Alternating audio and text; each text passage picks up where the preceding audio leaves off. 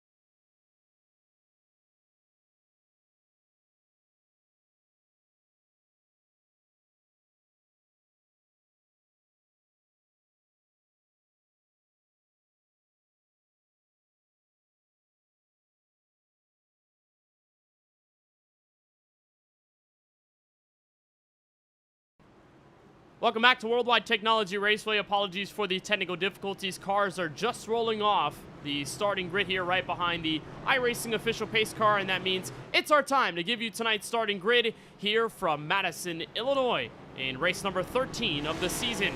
Steven Stempien lines his Chevrolet up on pole. This is a track that he's been circling for a while. 34.212, fastest on the grid, with Delaware's Ross Harlow on his outside. Back in row number 1, a pair of teammates. Row number 2 sees Droppin the Hammah teammate Alex Muscarella. His 48 car lines up third. Stephen Harlow in number 11 car needs to gain some stage points, needs to get a stage win and a top 10 to clinch himself into the playoffs before Daytona. He lines up outside row number 2.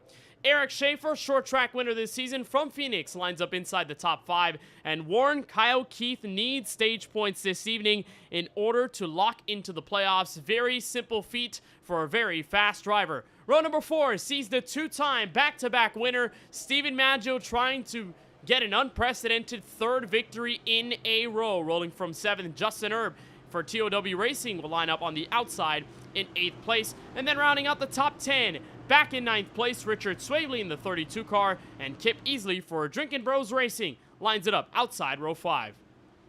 League owner Chris Progar also on the cut line for the playoffs. Starts out in P11 with James Kunkel in the 42 alongside him in 12th. Jason Hastings will be in 13th with Cedric Hunter looking to lock himself into these playoffs in the 14th position. Brandon Banks is in 15th with Zachary Hall in the 16th position alongside of him. Craig Parks in 17th place in the number 17 with Timothy Stubblefield in the 18th spot. Robert A. Moyer Jr. is in 19th with Casey Knighton being our last driver in a small 20-car field. And with a 20-car field here for 175 laps, it's going to feel like a bit of a ways. Let's see if we can quickly grab our stage lengths for tonight. I believe they have it set to 45 and 45 laps for the first two stages right there, so it'll be 85 laps for that final stage. I don't think green flag pit stops are going to be required for fuel, so we'll see what kind of strategies are in play for these drivers here tonight as the pace car heads to the safety of pit road. The field is in the hands of Steven Stempien and Ross Harlow as they get to the Geico restart zone, and we're underway from the Midwest.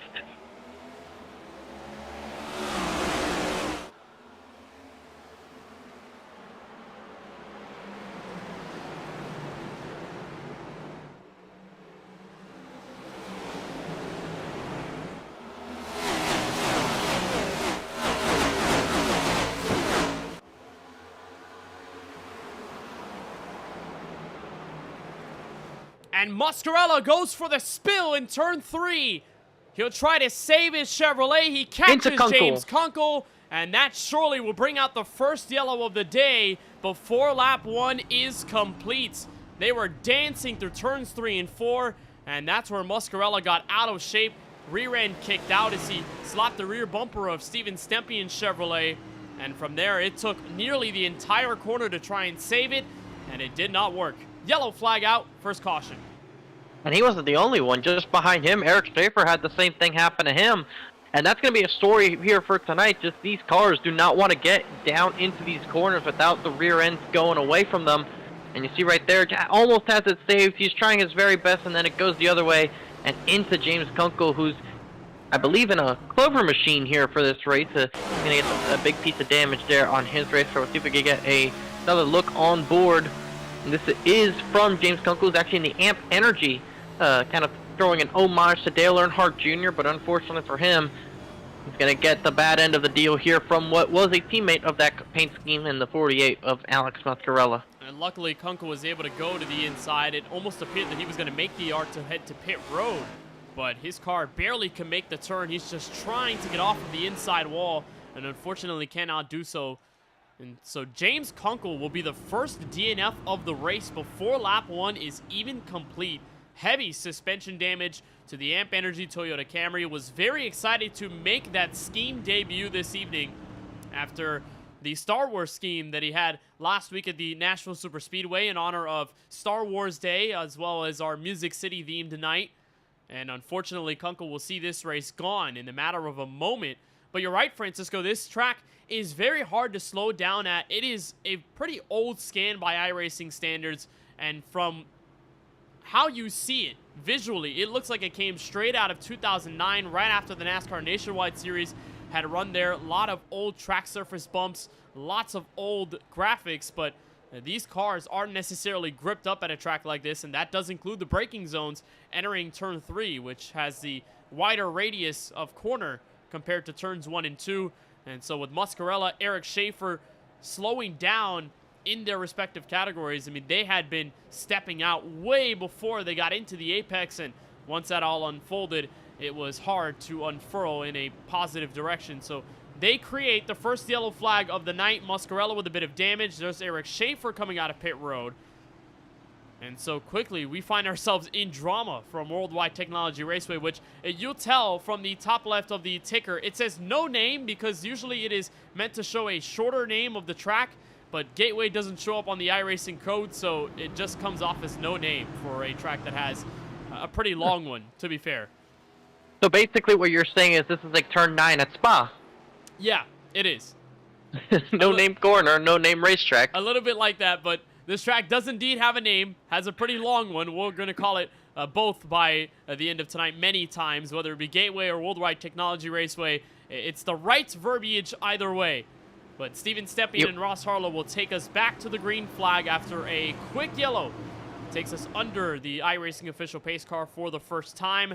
Make this possibly the proper initial start between the two Chevrolets that do not change position over the course of the first lap.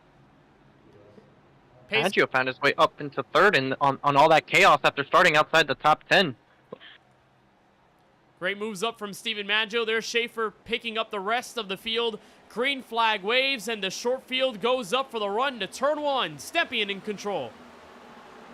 And you see a big gap behind Herb on the restart back to Kip Beasley and Jason Hastings. We're going to see if drivers are a little bit more cautious now as they go through 1 and 2. Hastings up on the racetrack, but now in turn 3, this is where it's going to be interesting. You see side by side for second. Under braking, it looks like the first couple of cars go in clean. And everybody through the field a lot better this time off than they were on the initial start of the race. Even some 3 wide further back between Chris Progar, Craig Parks, and Casey Knighton. They're able to walk away through that one alive as we complete the first green flag action here. Maggio, you saw him on the inside of Harlow. Had to kind of back out of that one, and now he's having to settle into third, but not for long as there's the 78 4-name Warren Keith trying to challenge for the position. And the biggest killer at a track that does not have a lot of grip like this one is cold tires. So that's what caught off Mascarella and Schaefer. But as these laps continue to poke through, you'll see these guys get a little more comfortable sliding into these corners with a bit more confidence on that brake pedal. The tires can start to handle it a little more, but just trying to get their bearings done under green for the first time all race, to which we didn't even see a full complete green flag lap on lap number 1. So it's Stepien, Harlow, Maggio, Keith, and then Steven Harlow inside the top 5, all close-knit within each other. And then, of course, our playoff fight, like we were mentioning, Chris Progar on the positive end of things by 1 point. Casey Knighton on the back end of things by 1 point. Knighton back in 17th. There's Progar sitting in nicely in 12th place, just trying to pick up what is left of Timothy Stubblefield here, who's fallen out of the clutches of the top 10 group, as they have all gone single file, just trying to get themselves ready for a track like this over a very long race. 175 laps here at Gateway is no slouch, given how tough this track is to drive. And like we'll see later on in this run, Francisco, if we get to that distance under green, the tires are going to start screaming. Gear shifting will matter a ton, and you'll see the way these drivers get around. Very different styles. It's very intriguing to watch. Yeah, this racetrack is very different. You have guys that in turns 1 and 2, they'll definitely go down to 3rd gear just for the rotation of the car, and then some might choose either 3rd or 4th for 3 and 4 at the longer corner. But sometimes, especially as the run goes on, the extra revs really help the rotation of the car overall. And then on the straightaway, you don't get up to 5th gear on the front stretch, but you do here on this very, very long back straightaway. But one thing that'll be in mind, and you saw it there at the beginning of the onboard, is the way that wall sticks out. If we can stay on board for an additional lap, we'll see it on the next time around as he starts to make the move to the inside of Warren Keith. And holding the inside when side by side like this is going to be very difficult for anybody. We saw it be very problematic for Maggio as he tried to make the move for 2nd. He wasn't able to hang on to there. He had to back on. There's Warren Keith, who looks like he didn't hit a bump correctly, and now he drifts up the racetrack. They'll be side by side off of turn 2, but right here on this part of the racetrack, that wall that sticks out right here, at some point tonight, someone might be too close to the wall, and they'll hit the part that rejoins the racetrack. The last thing you want to do is find yourself in that little jut and then end up getting slammed back into the racing surface by that wall. And we've seen a couple drivers get involved there, and also you can get spun, get loose in that part of the racetrack, and get careened back down the racing surface just because of that way that wall works, and you just bounce off it viciously. We've seen that happen before. Here at a track like this, Maggio loose in the middle of 1 and 2, had to chase it up the 11 degrees of banking, and in comes Stephen Harlow, in goes Warren Keith, and a loss of 2, maybe 3 down this back straightaway. Here comes Justin peeked down the inside. That's one of the 2 TOW Racing Chevrolets that's in this field tonight, as currently Stempien has been able to pull away. This is one of those tracks, Francisco, that like New Hampshire, like Dover, like Nashville, is a place that he's circled, a place that he likes. And, you know, it's funny to see the reaction of the chat throughout the course of the race day, because, you know, you have a bunch of hours until race day, so a lot of guys put in their thoughts, you know, put in a little gif here and there. A lot of guys were explaining their anguish with this specific speedway, while Stempien was just happy to be here. He loves this track, and right now the fastest car on the speedway, bar none.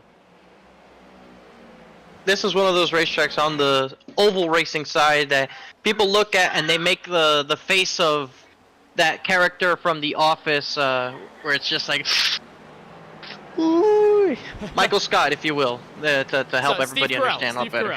Yes. There you go. So that's exactly the kind of reaction people make when they see this racetrack. And Steven Stempien, on the other hand, he's very much and enjoys it very much. So here he is having a great run early on, hoping that he can capture his first win of the season. And he locked himself into the Droppin the Hammah Cup Series playoffs last week at Nashville Super Speedway, and given how that race went, you know, it was another one of those Steven Stempien fast in the beginning, but then bad luck hits him late, and he has to spend the rest of the way fighting back to gain all the track position that was lost.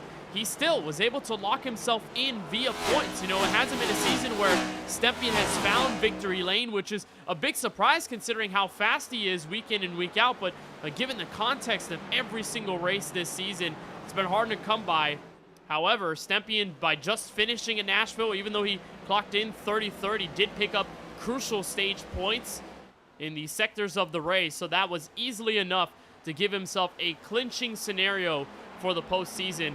And I think at this point, Stempien is fighting with money that's basically guaranteed to him, so he can now be a little more aggressive and go after the win instead of just practically points racing. But we know Stempien is aggressive for the win no matter what situation he's in, and he's already setting the tone early, nearly a second above Ross Harlow, and then Stephen Harlow about 4/10ths back, who has clocked into the top 3. Here's Stephen Maggio as he fell back those 2 spots with that hiccup in turns 1 and 2, and Francisco Maggio is on the edge of history. He already put himself in the DTH history books by winning 2 races in a row, that being his first start at Pocono, his second start at Nashville Super Speedway. but has a chance to make it 3 consecutive race W's if he can get it done and get to the front by the end of this Gateway race. Maggio, the only of the BBR contenders to make this race tonight. Ethan Fonseca Moreno and Jaden Porter have elected not to run here at Gateway this evening. Yep, and we hope to see them at Daytona. That trio works really good together at the super speedway races, so they're going to try and get each other another victory before the end of the regular season. But looking further back throughout this top 10, Kenneth, one of the paint schemes that caught my eye, and very obviously so, is the number 8 of Kip Easley, running one of the longest running fantasy M&M's paint schemes I've seen on trading paints for a while. He decided to hook that one up for himself, and is dropping the Hammah banners on there on his race car. And it's a great looking paint scheme. It's one that never ran in real life, but it's one that really suits the next gen style. And it's a car that looks good. I mean, a lot of people have been saying, you know, what if M&M's had stuck with Kyle Busch as one of the longest tenured NASCAR sponsors in general, even beyond Kyle Busch's career in the series, although he's basically defined that M&M's color scheme. If you're not thinking, you know, Elliott Sadler, if you're not thinking any of the drivers that had the 38 on while they were driving, and maybe Ken Schrader as well when he used to drive the 36.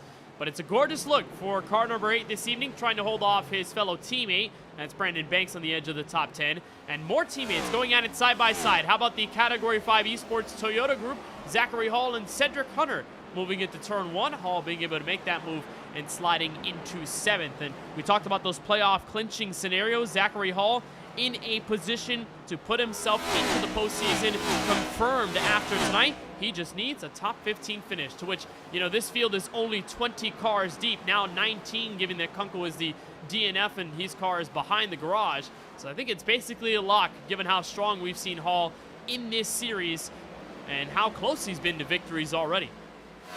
And he restarted just outside the top 15, I think, and he has driven his way up well inside this top 10. So he clearly has some good pace as he's looking to try and put a challenge on to Justin Erb here in a short bit of time. And we're looking at playoff cut line driver Chris Progar, who's gotten himself up to 11th as well. He is trying his best to make up any ground as possible to Brandon Banks for what would be the 10th position. And anything that Progar can do is to get stage points. That's going to be huge for him, because in the 11th, he's not going to get those points. Yet if he moves up into 10th past Banks or even past Easley, that'll give him those points that Richard Swavely and Casey Knighton, who are 13th and 14th, won't get.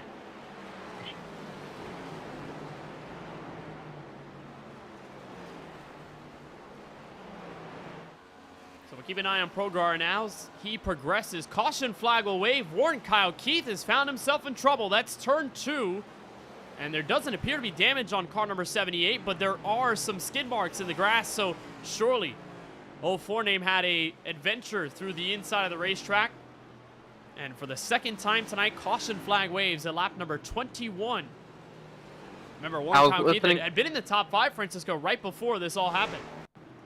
I was listening on the voice chat, and it sounds like there was some beef between those two right there on the screen, the 78 and the 97. Looks like Maggio drifts up into Warren Kyle Keith, and it's a lazy spin from there. Then eventually the grass just kicks it around, and looks like he just barely kissed the left ear on the inside wall. So no real damage to Warren Kyle Keith. We'll get the onboard look from it now from Warren as he goes into the corner. Looks like a little bit of the bumps. He's right on that transition point. It's just a very light cap, and that's all it takes to send the 78 around as he mashes the gas to try and get it to fully spin around. And oh, hello.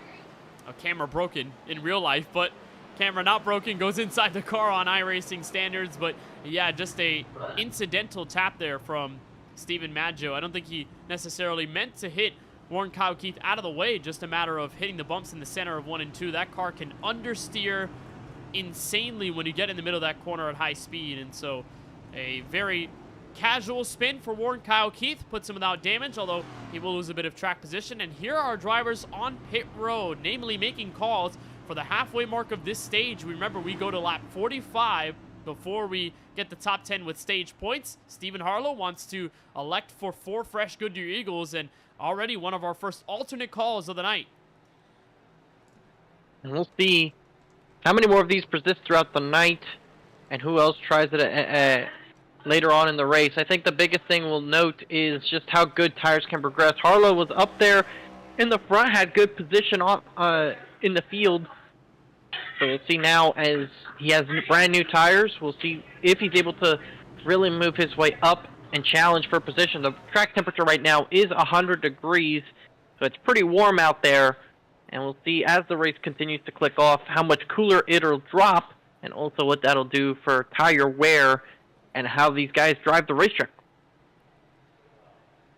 So with that, we'll bring everybody back to double file, and we'll try to get our second restart of the night complete with the same front row as we've seen it all night long. Stempien and Ross Harlow have been the class of the field. No one has been able to get in between them.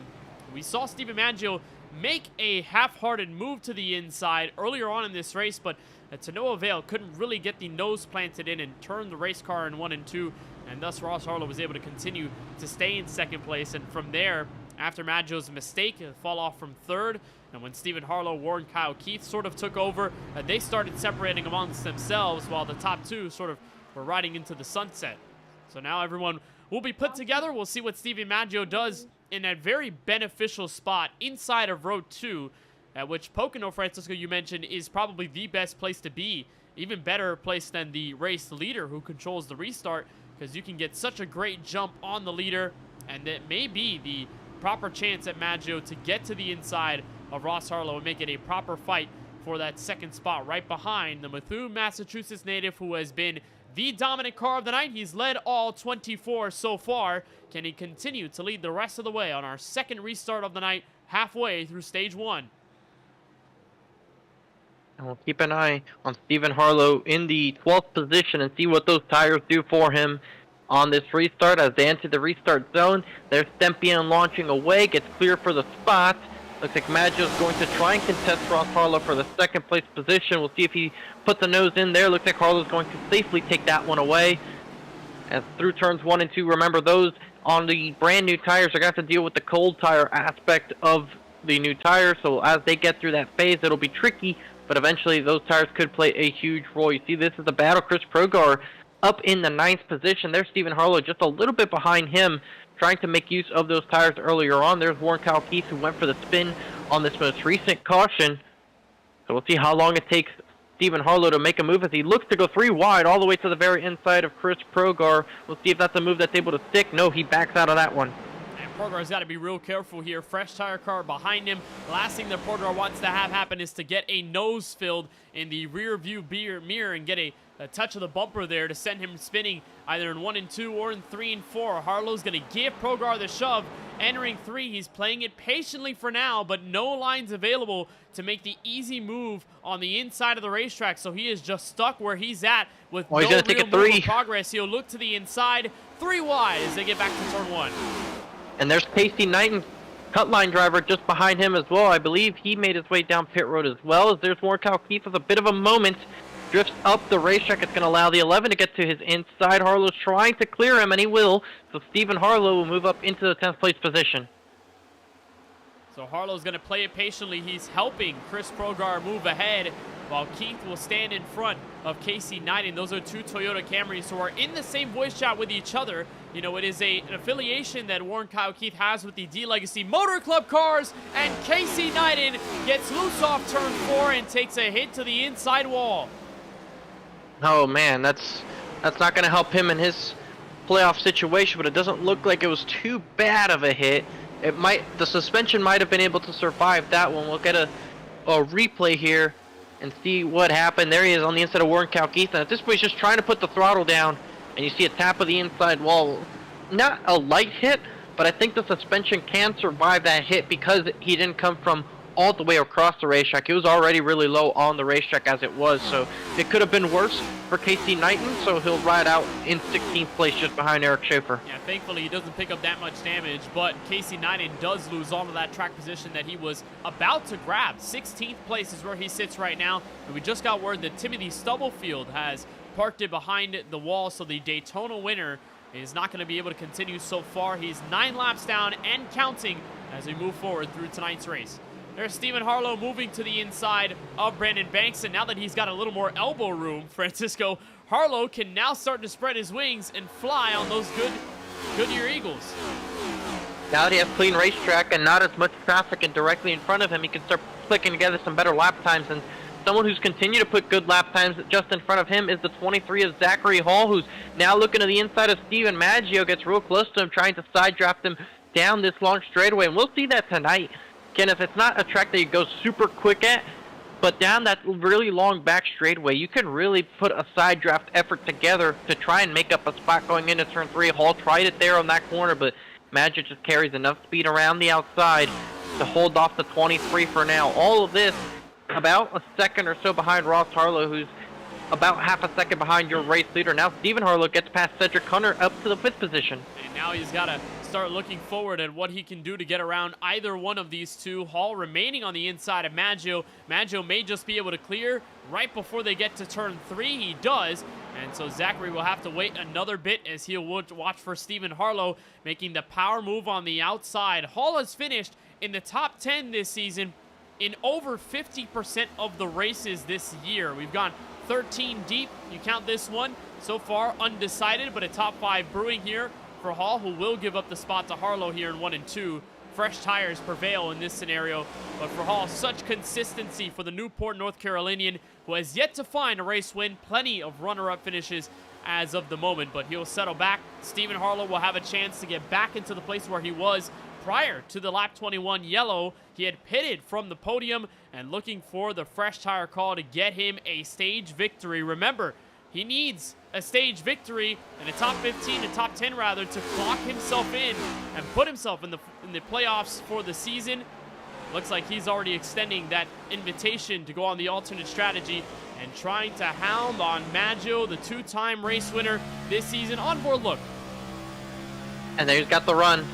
The Project Hafner Chevrolet peeks to the inside, and you can see they broke at the same point, but he just has better grip to go through the center of the corner. It's going to be tough on the bottom. Maggio was able to put up a good defense effort, and they'll be side by side off the corner. And at some point, I would just expect that Maggio would give him the spot, just knowing the situation that he's on with the tires. And you see into turn 1, the 11 might have the advantage right here, so Maggio's going to not fight it too hard, and the 11 will take over that 3rd place position. A little bit further back, Chris Krogar has made his way up into the stage point positions. He's up to 9th, most recently getting past Justin Erb, and Richard Swavely not too far behind. He's about 2 or so tenths behind Justin Erb there, and that's the battle he's trying to deal with right now. Of course, Swavely is above the cut line by just a couple of points ahead of Krogar and Casey Knighton.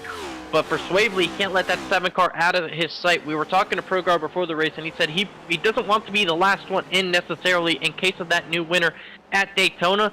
So these guys, I think, probably have the same mentality of trying to be 15th in case somebody that is outside the top 15, top 20 in points happens to get that race win and lock themselves into the playoffs, that these guys aren't the odd man out. Yeah, Swavely comes in 17 points to the good, to which you think that's a pretty hefty advantage, but still, it is not safe. You count in tonight's race and the volatility of Daytona, it could very well shake up the picture, let alone a brand new race winner. Steven Stempian, if he wins tonight, that wouldn't be necessarily counted as the new race winner to bounce anyone out because he's already in the picture locked in, but you have anyone else in the spectrum that picks up a race win and puts themselves in the playoffs, that really could shake things up. And for Chris Krogar, him and Casey Knighton told us earlier on in our pre-race coverage, they don't necessarily have any lofty aspirations. Their plan is to stay as consistent as possible and run as well as they can, pick up the points necessary that they need in these last 2, and just hope that it works out and do the best that they can to make the postseason. So we'll keep an eye on those drivers as they push forward. Remember, Knighton, with that situation putting him into the outside wall, he was back in about 16th place. He has since recuperated a bit. He's now 15th on the racetrack. There's Ross Harlow. Ross Harlow has not lost nearly as much ground on this run as in the previous runs to Steven Stempian, so he has continued to keep it within about 4 3/10. And on that last lap was about 0.02 of a second quicker. And there's his brother, Stephen Harlow, who's been able to mount the charge. He's consistently 2 or 3 times a lap quicker than your top two. So I'm not sure how much these brothers are going to battle each other for the second place position, but certainly Stephen Harlow looks like he can put up a shot for the stage victory if he's able to get by his brother. We saw the last time these two went toe-to-toe was at the virtual Pocono Raceway, brother on brother crime as they were fighting for the race lead entering turn number 3. Within those first few laps, there's a look on board with Ross as he tries to play defense on Steven, who's got 23 lap better tires. It may not be enough to sustain the defense in 1 and 2. Stephen Harlow will have the move to the inside, and car number 11 slides his way to second right in front of his teammate. And a bit of communication there between Ross and Steven probably as they made those moves entering turns 1 and 2. And now there is one man to beat, the guy who has led every single lap, coming to lap number 40 with half a second separating them and only 6 laps to go until the end of stage 1. He's going to have a chance, Stephen Harlow is, with the half a second gap. He's going to have an opportunity to make a run at it, but can he get by Steven Stempion? He is going to have 5 laps after this one to mount that charge for the stage win, and at this point it's all about just locking himself into those playoffs, getting that playoff point. That's going to be crucial. We haven't talked about this yet tonight, though. I did mention it to you before we went live, is that there's no loss in fuel time, so you know that the 9 car is not going to add to his already huge total. So this is a big opportunity for some of these guys to try and close the gap in terms of playoff points. And Stephen Harlow's best stage finish entering this race, all-time second. And he had second place at Pocono Raceway right behind Steven Maggio, who would go on to win the race.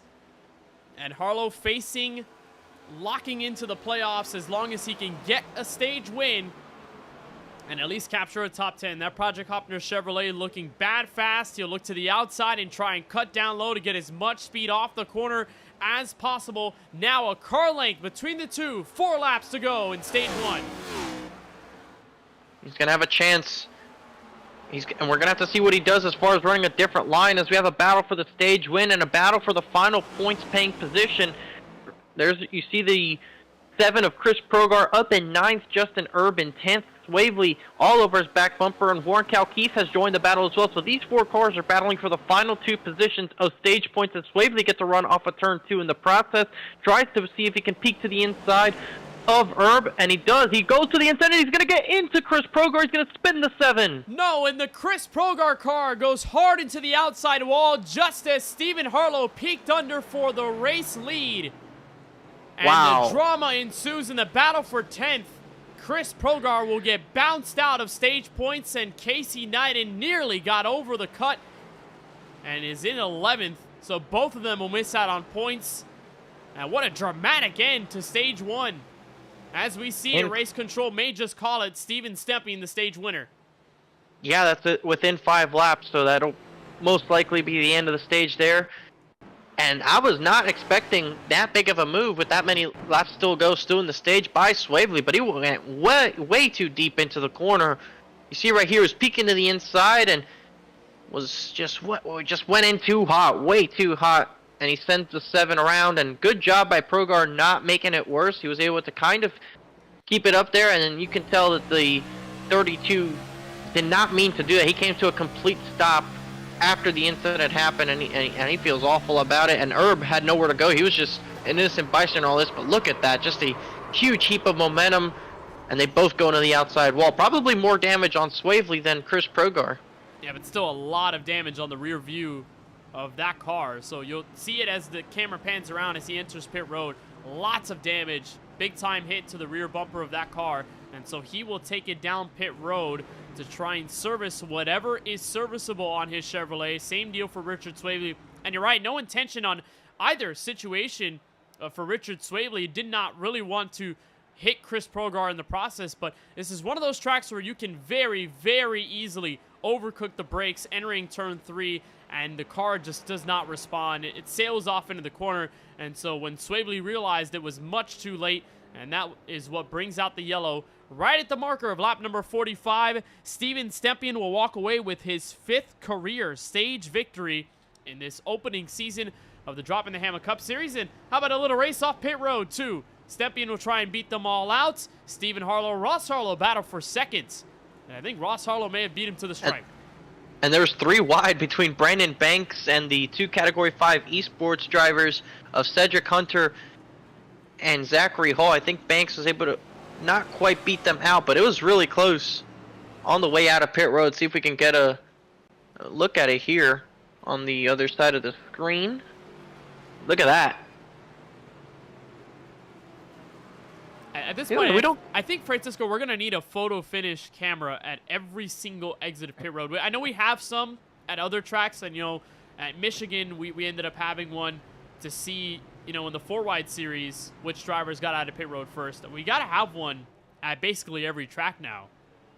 That is one way of calling me out. Yes, not calling you out, but I'm just saying it's an adjustment we may need to make, because I think the storyline is sometimes who gets out of pit road first. Yes, I do this every couple of months. I will touch up the cameras and add new stuff to it. This is just one of those tracks I have not gotten around to it due to the frequency in which or lack thereof, that we show up to this racetrack in different leagues, but also just it's been a busy week. I have a instrument check right here in a week or so. I really hope that I can get that passed. I just haven't had the time to get around for this one. I have the time for Phoenix, and I most certainly have had enough time for Charlotte and Homestead Miami Speedway. Well, it's not a dock on you at all. Francisco, by the way, for those who don't know that are watching on the KBueno Racing Network YouTube channel, he provides the camera set for every single broadcast that we do at every single track on the iRacing service, whether it be a road course, whether it be the ovals. Francisco has a camera set for it, and so we are very, very appreciative of it. But I think that's kind of the realization that we're having right now, because of all the great pit road fights that we have. I think it may be just special for this series, as we'll get wrapped up in stage 1. Steven Stempien grabs the well-needed points. He wants the race victory, and will kick off stage number 2 in the very same place that he started the race. Green flag raises once again from Worldwide Technology Raceway. Ross and Stephen Harlow battle for second, decided back to turn 1.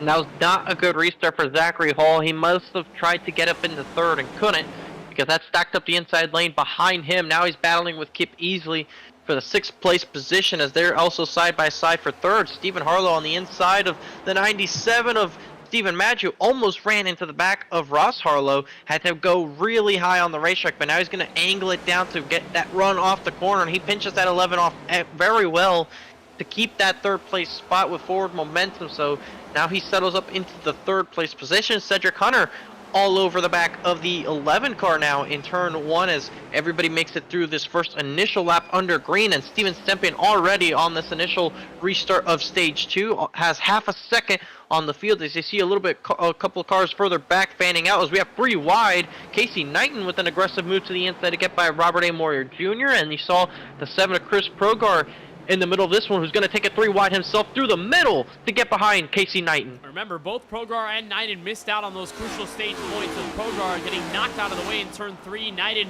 with his mistake earlier on in the race.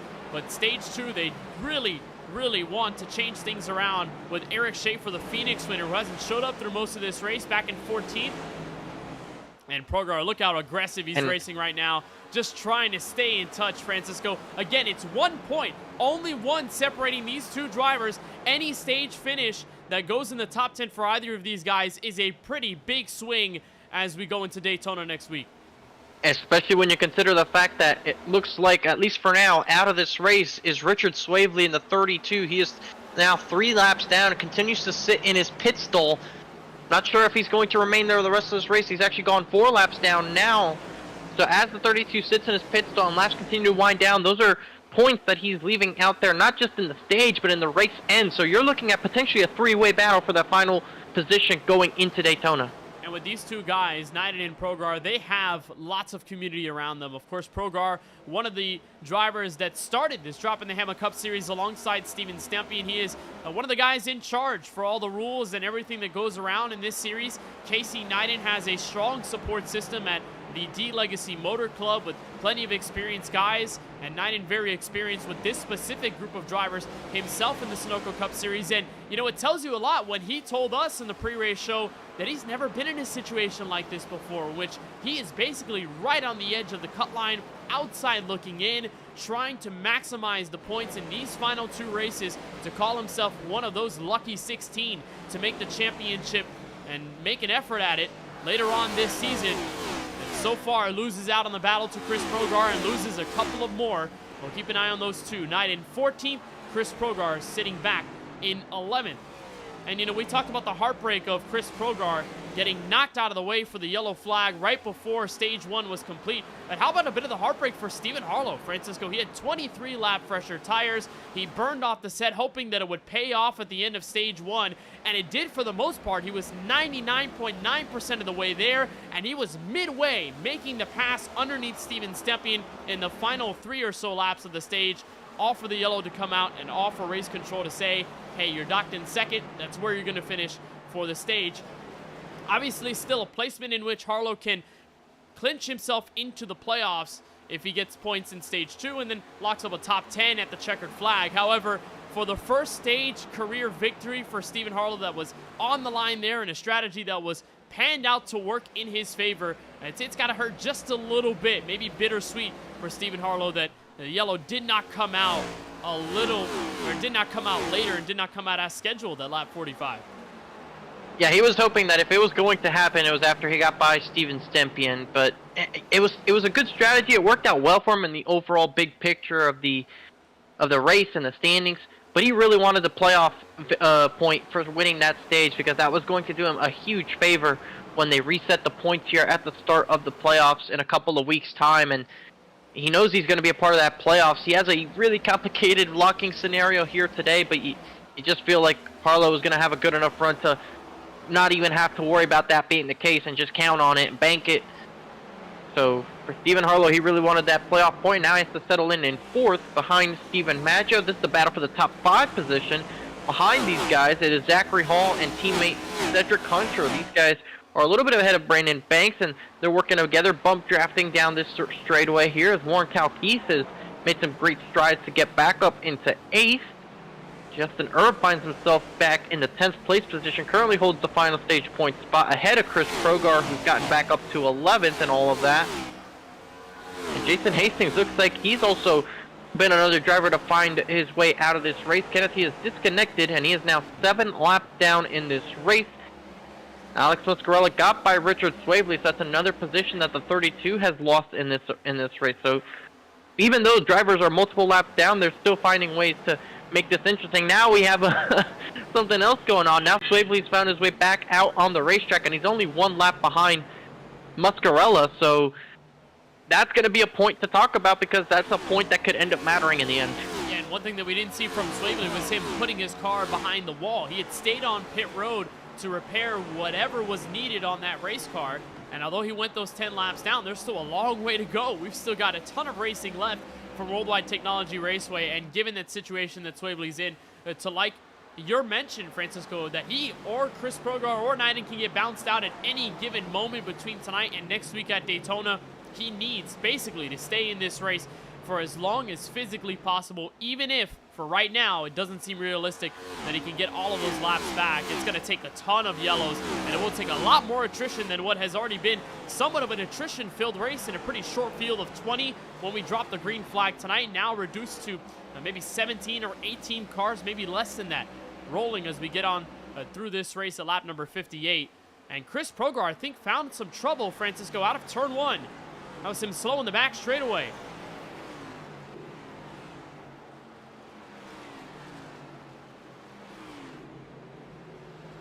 I think he might have lost the car out of turn 2, and he drops one to Richard Swavely. He just bumps there out of the second corner, and as you're looking back at it, Francisco, it looks exactly as we thought it was. Car stepped out in the middle of those harsh bumps, and a lot of times drivers are in 3rd gear. You're in high revs, those rear tires slip up, and that car is going to be sent around nearly. That's the trouble spot for this racetrack. It's just you're trying to get on the throttle, and you feel like you can, but that diffuser tells you no, and it doesn't let you get the power down. It'll just want to spin around, kind of like Warren Calquise spin, just wants to completely do a 360 on you just from the lack of grip you have on aerodynamic and mechanical front with the tires. But I'll tell you what, in the last couple of laps, Ross Harlow's been running slightly better lap times. On that last one in particular, he was not faster, but he's cut the gap down from what was about 8 or 9 tenths down to 6 tenths. So Ross Harlow slowly matching and trying to equal or better your race leader to try to close in the gap on Mountain Challenge in this second stage. Almost kind of reminds you of how New Hampshire unfolded for Ross Harlow, who in that 200-lap race had led about 144 of them, and some of that was right behind Lawson Peel, and that's where he kind of has to rekindle that magic of being the chaser in this scenario. He hasn't found his way to the front yet. It's been the same 1-2 since the drop of this green flag tonight, and so it just shows you how quick the front runners are in this race, while third place is sort of meandered around, being Maggio to Stephen Harlow to Warren Kyle Keith. There has been no change of the cast between number 1 and number 2. But Ross Harlow has been picking up the pace. And, like New Hampshire, these two had this track circled, Francisco, because it's kind of that same style of race between itself and New Hampshire. You got not a lot of banking in the corners, and while there are different radii in the corners here at Gateway than there are at New Hampshire, because they're even on both sides, in Loudon, it's still one of those very unique tracks that's not a cookie cutter, not a super speedway, not a road course, but just its own niche of racetrack. And both of these guys are very big fans of those low-banked, hard-to-drive, get your knuckles in, and be ready for the challenge type racetrack. And here's the look on board with Ross as he continues to play up 0.4 of a second to Steven Stepien. It's a Yankee racetrack, if you ask me. Yeah, basically.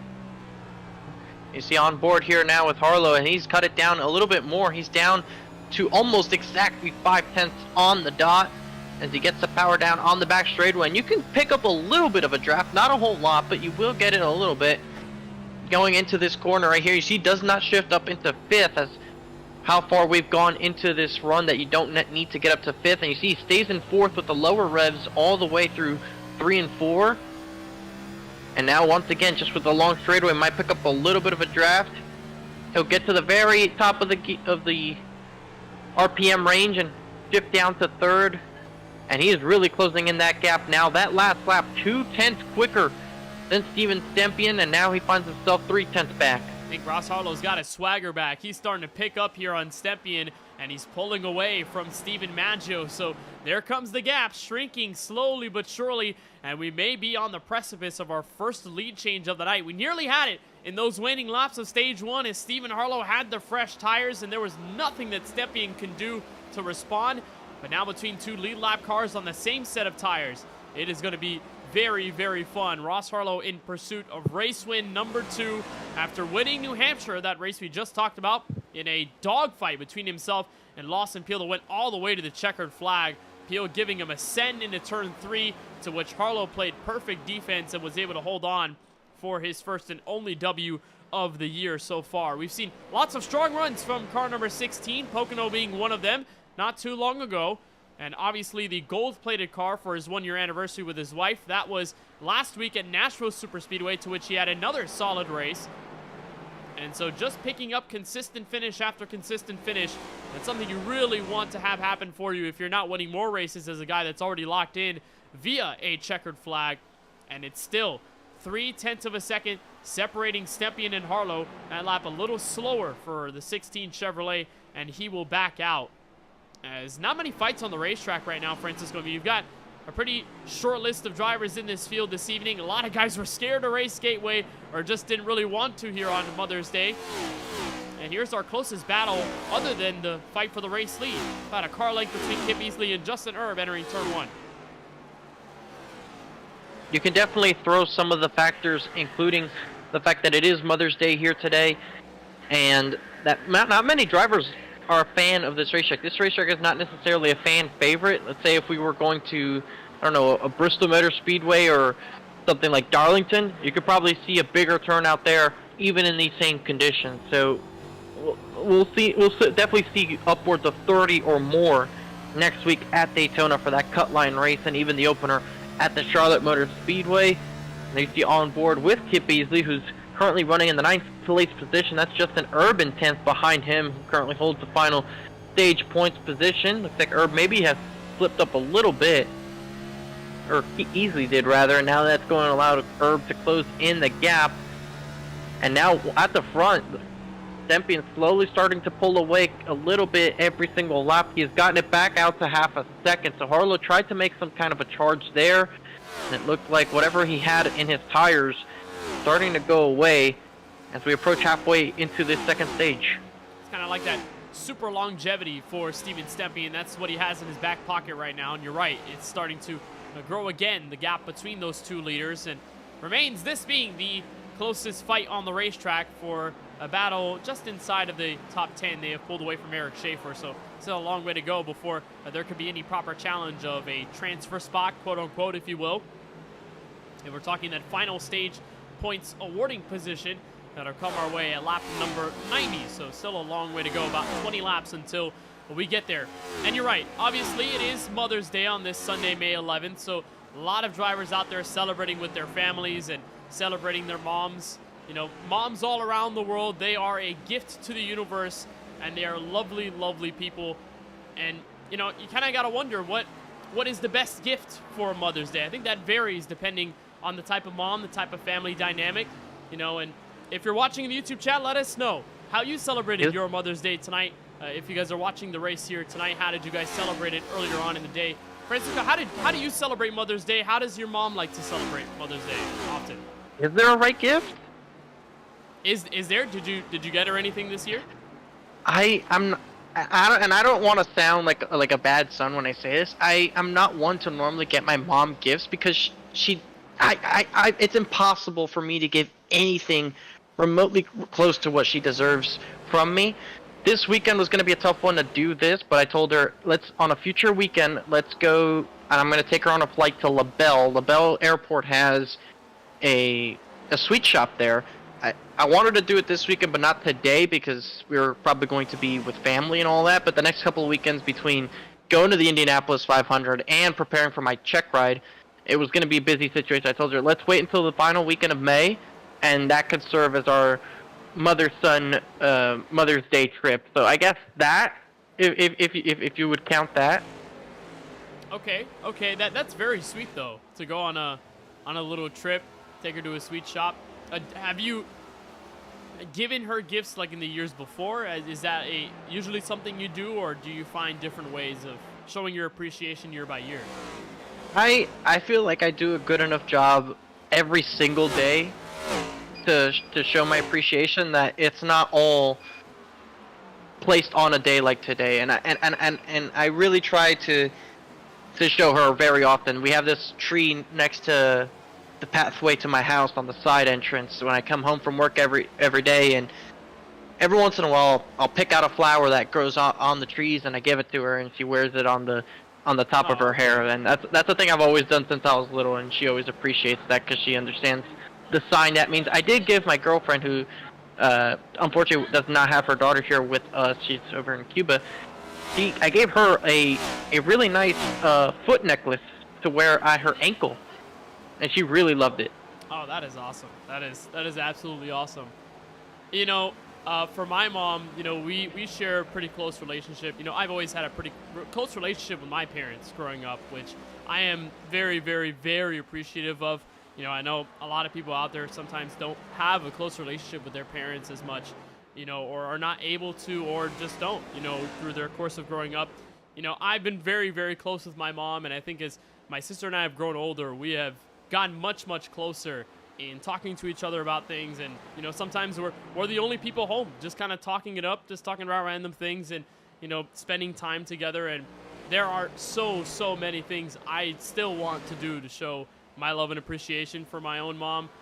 Today, though, had a little bit of a pink basket situation with, you know, some strawberry blush that she actually did want for a little while, and I happened to get it for her, and also got her a little bag, a cosmetic bag that talks about Italy. It says Italy is calling, and that means nice. I must go, because she's a very, very big fan of traveling, like we all are in the Bueno household. So, you know, along with the gifts that my sister got her, she was very happy. We spent a very chill day here at the house, nothing extravagant from the Buenos this year, but that's exactly what she wanted, a very chill, relaxing, nice Mother's Day, and I hope that was only a sliver of what we could offer her of our appreciation that we really have for her every single day.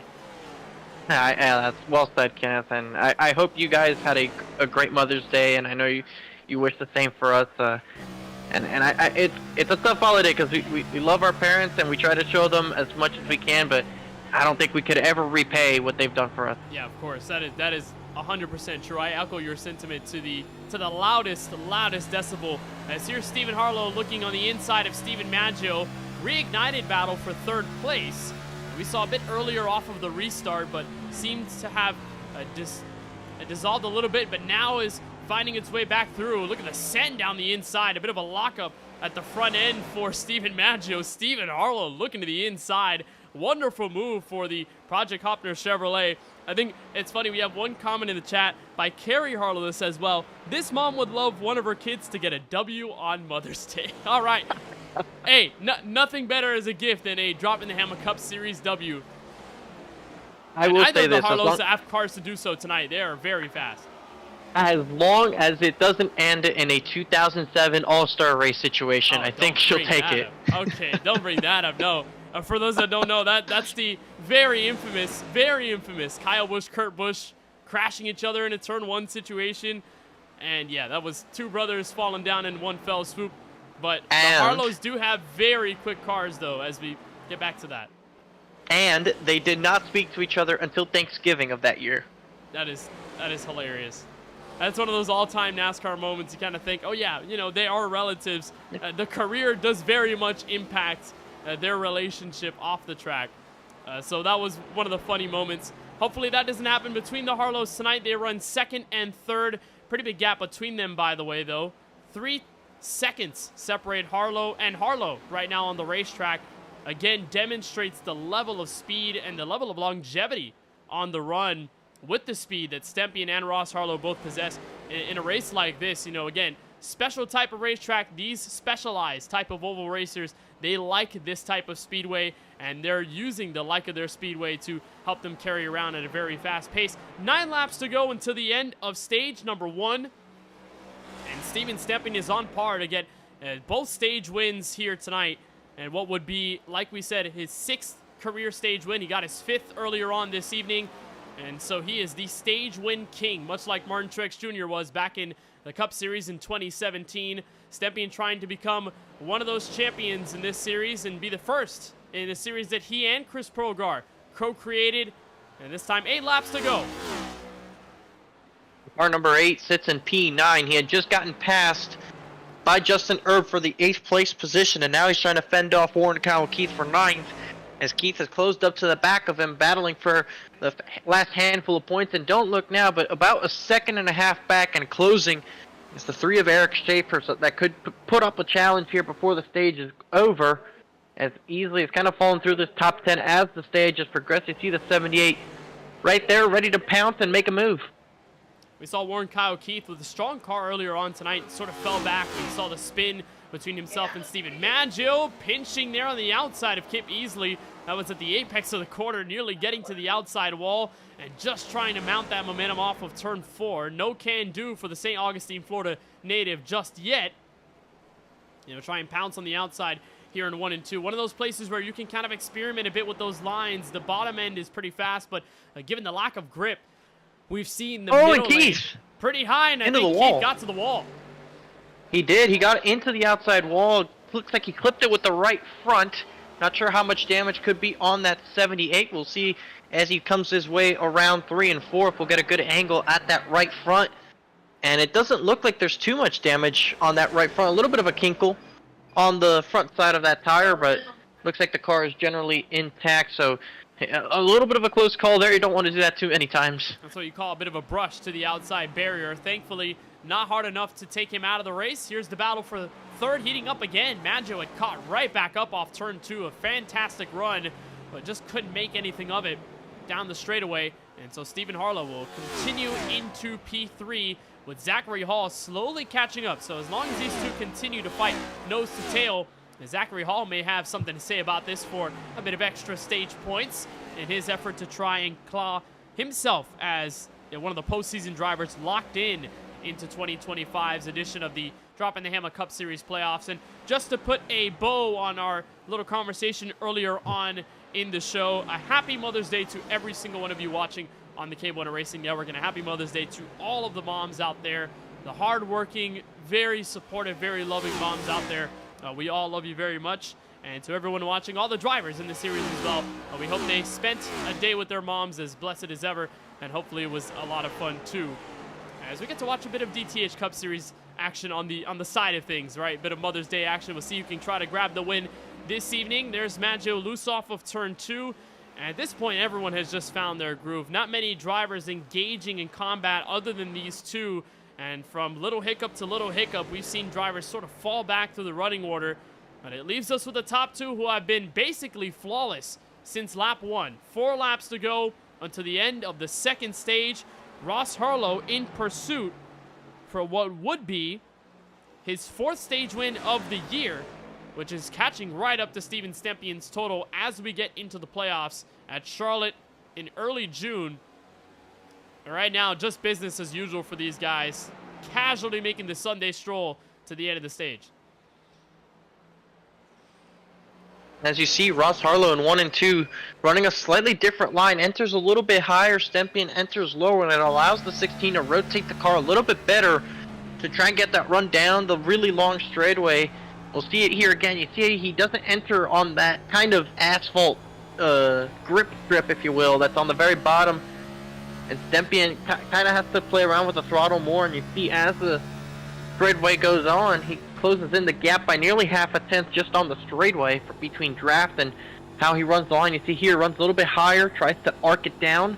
All this to try and get better straightaway momentum than the driver in front. You see Stempien had to make a little bit of a correction there, and it's going to, once again, allow the 16 to just close in that gap a little by little as the battle for P3 continues to persist. Maggio keeps on poking to the inside of the 11 of Stephen Harlow, just enough to pester the 11 and have to give him the line. They're side by side for that position right now. You see it there on as Maggio gets loose, and so does the 11. And all of this, Zachary Hall is slowly catching up to this to make it a 3-way fight. That's exactly what I predicted. Zachary Hall would be that looming threat should these two continue to start fighting here. And these final laps of stage number 2 should come to a close very soon. Maggio getting right to the back bumper of Harlow Chevrolet as they ramped out of turn 4. But at the cross of the line, Steven Stempien grabs the white flag for stage 2 here from Worldwide Technology Raceway. And from here until now, it has been flat-out domination for the Methuen, Massachusetts native, who found a bit of pressure in the rearview mirror from Ross Harlow, now fully gone from his sights. Steven Stempien will try and win this race at the end, but for right now, he's got both of the stages. 6th career stage victory, and it comes here from Gateway. And a drag race to the line for P3. Maggio gets loose on the bottom, and that's going to hand it to the 11 by a nose. Ahead of the 97, Zachary Hall takes away the 5th place position, and as they wrap their way off the final corner, Warren Kyle Keith will take the final points paying position, meaning none of the cut line drivers here tonight have garnered any stage points. Progar in 12th, Casey 9 in 15th, final car on the lead lap as they came around to the start-finish line to close out the stage. Yellow flag flies once again from Gateway, and it will be in the hands of Steven Stempien, who has led every single lap. He has not given away a lap to the rest of the field. He has been the man at the front. And whether it be him or Ross Harlow, they have set the tone early on as we get through halfway here from Worldwide Technology Raceway, and they will pick up the iRacing official pace car. You know, like we've said earlier on in the show, I mean, this is one of the smallest fields we have tonight. You know, if not, I think the smallest field that we've seen this season. We've seen pretty good numbers over the 2025 inaugural season, but only 20 showing up for this evening's race at Gateway. Obviously, because, you know, we talked about the fact that it is Mother's Day, but Gateway is one of those tracks that either a lot of guys don't own or one of those tracks that guys want to really stay away from if they can. As the field will hit pit road right behind Steven Stempien. A couple guys will stay out. Presumably those will be for the wave around calls. That is Alex Muscarella, Richard Swavely among those that are going to stay out just to get another wave around here. And that should, I believe, get Richard Swavely to 8 laps down, if I'm not mistaken. Maybe 9 laps down as we see it on the timing screen. But regardless of that, field comes down in 4 fresh tires and fuel to try and get to the final stage. And we'll see if anybody in this stage is able to mount a challenge to the 88 of Steven Stempian. As you see, making the way off pit road, Maggio with a good stop, not quite enough to beat out Stephen Harlow, as Ross Harlow had a slow stop here, and it's going to drop him down to 4th. Brandon Banks moves his way up into 5th, and Chris Progar will be in the top 10 after pit stop. Good pit stops here. Harlow with a great move up front. Ross lost a ton of time there. 42.2 seconds from pit road entry to exit, and that was 2 seconds slower than everyone around him in Maggio and Stephen Harlow and company. So Ross, the biggest loser, will have to pick up a ton of ground. Should we talk to Steven Stempian here? I believe we will. Stage 1 and Stage 2 winner. Steven Stempian, you got a copy with us? Yes, sir, I do. All right, Steven. Well, Bad Fast Chevrolet tonight. Just want to wish you a happy Mother's Day before we ask you our questions here.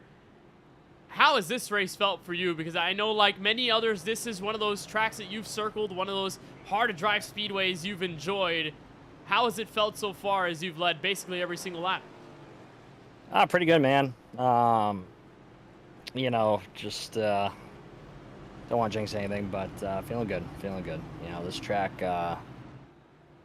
is pretty good to me. I've never lost on the track anytime I've come in, whether it's fixed or league race on this track. So I got a good track record. We'll see if it holds up. Hopefully I can just close out a race for once this season. First thing I thought of was that end of the Sunoco Cup Series race where you made the nudge and run out of the way Awesome. for the race victory on the final lap. Good memories there, but Steven, fantastic race tonight. Congrats on the stage victories and best of luck in this final stage. I pulled out that paint scheme for tonight. This is the paint I ran, so hopefully it's good luck. Well, there's Steven Stempian, Stage 1 and Stage 2 winner. He will bring this field back to the green flag at lap 95. Our final stage, the longest at 85 laps, expecting one pit stop in the middle. It's Steven Stempian, Stephen Harlow, the two Chevrolets commanding the field to the front, and for the first time, Ross Harlow is not on the outside of the front row. Green flag, final stage from Gateway. I was doing a little bit of a sweep here under this caution, Kenneth, and I have a crazy stat for you of what's going on in Indianapolis. Are you ready? Okay, hit me. The Indiana Pacers are up 80-39 at the half. Lord have mercy. That is, I don't even want to fathom how much that is. Oh my, that is insane. As here's the battle for second. I remember Harlow and Maggio, how they were basically right on each other going to the stage finish. Now Harlow will get spun off of turn number 4 as he clobbered in on the stack up between Stephen Harlow and Stephen Maggio. And the second strongest car of the night spun around on lap 96. Third on-track yellow of the night. His brother was in front of him, and he was getting loose off of turn 3, and I think he tried checking up, but it looks like whoever was behind Ross Harlow might have been the 45 of Cedric Hunter. Just isn't able to see that in time and gets into the back of the 16, spins 16 around. So here's how it all began. The Harlows working together, a bit of contact, slightly in 3 and 4, but no harm, no foul. And it's where Harlow, the 11 car up in the front, kind of backs up, gets loose off of the quarter panel of the 97 car down the inside. And that's where that red, white, and blue Tilfalhalla Project Chevrolet got out of session and got knocked from behind. That was Cedric Hunter who made the contact with him, sending fully the 16 car around. We'll see if we can get another look at it this time from the front end of Ross's machine. He just got caught in the middle of the sandwich, Francisco. He was backing up for Steven not to run him over, and Cedric Hunter was trying to slow down not to run Ross over, but, you know, at that point, not enough time to react, and that brings the second strongest car of the night on pit road. Cedric Hunter, Zach Hall, Eric Schaefer, Warren Kyle Keith among those that are visiting the pit lane this time. Yeah, a good amount of drivers made their way into the pit lane, probably have tire sets to spare to use here for these final 80 or so. Fuel's not going to be an issue on this long enough run from just the mileage they get at this racetrack with the 100% fuel. So probably just trying something different here for their sake, but also just a bad break for the 16 of Ross Harlow. Nothing Steven or Cedric can do there to make it different. Just in a wrong place at the wrong time with the cold tires, and around he goes, gets some front-end damage. Fortunately, it should not be race-ending damage for the 16, It's just going to be a tough road of recovery, having to pass the whole field to get back to where he was, and that's going to move Steven Maggio to second. Brandon Banks is going to enter the top 5 tonight. And there you see the frustration on the driver of the 16, hoping that he can recover this. Just trying to fully assess the front nose damage on his Chevrolet and got basically most of it fixed. However, he still has a bit left to fully repair, a bit of a dink still on the front end of that Chevrolet. But for Ross Harlow, that is a huge dagger to what has been a very strong race up until this point. The only guy we thought could put a candle to Steven Stempien in a race like this. But now he will have to face the punishment of being involved in that caution flag. He'll restart 14th as we have more cars fallen a lap down or more. I think Eric Schaefer might have nearly fallen a lap to the leaders, but he staves it off for the moment. He's back in 15th place. And then the laps regained for Alex Muscarella. He's up to 7 laps down. Richard Swavely still in 9 laps down. And remember, we talked about that DNF list that is 3 cars deep. Jason Hastings, Timothy Stubblefield, and James Kunkel back there. But tons of damaged race cars, tons of guys just trying to survive in this final stage from Worldwide Technology Raceway. It's been a difficult track to drive, and we will reset the field with Stempien and Maggio, the front row out of turn 4. Pace cars down, all eyes on Stempien to bring this field back to the green flag. Barney the flagman brings down the green. We're back underway from Madison, Illinois. Great getaway by Stempien. Maggio and Steven Harlow nearly going side by side in turn 1. And Brandon Banks, how about him? Race high 4th. Doing a good job here of trying to keep himself in this battle, and he's actually going to do battle now with Steven Harlow on the outside, trying to move up into a podium position, and Banks on the outside drives it into the corner. He clears momentarily, and he's going to hang on to that 3rd place position. A guy who has not seen an outside top 15 finish since March 30th of the year. That was all the way back at the Talladega Super Speedway, and it's been consistent run after consistent run for the most part for the Myrtle Beach, South Carolina driver of Brandon Banks, the Chicagoland winner from earlier this year. And now with the circumstance held in front of him, just making use of the opportunity, slides into 3rd. Fantastic offense on Steven Harlow. And how about the battle for 5th? Pair of Chevrolets here, DBR and TOW. Kip Easley and Justin Erb right in front of Chris Brogard. Chris Brogard has done a great job of getting back into the top 10. He stayed out on this caution, was able to get some of those positions to get the track position away. Again, he's hoping to just have a really good enough run to beat the 28 and the 18 and the 32 in the points to get himself in a better spot. They tell you see Warren Keith further back up the racetrack, losing a little bit of ground. He's down to 13th now, as Ross Harlow has recovered up to 12th at the moment. So it's a slow but effective recovery so far for Ross Harlow. It's going to be a very slow burn, trying to pick up through the field here as they're all single file. And for Brogard, most likely just trying to fend off Casey Knight in here. Richard Swavely will be an extra bonus. And no worries about Robert A. Moyer Jr., who happens to run into this race with a basic must-win situation. There's Ross Harlow to the inside of Casey Knighton. That'll be for position 11. And he'll try to get up to 10th place with Zachary Hall up the road.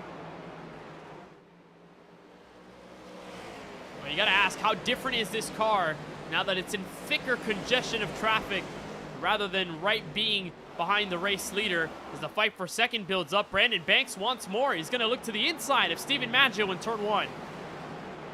Banks has not had a bad car in these long runs. You see him drift up with Steven Maggio to go up the racetrack. That's going to result in a drag race down the long back straightaway. Stempien now 1.1 seconds ahead of this duo, and Banks on the inside gets all the way down to the rumble strips, and he's going to clear Maggio for second. It's a granted wish for Steven Stempien. Wanted to see the top 2, second and third rather, battle it out for position.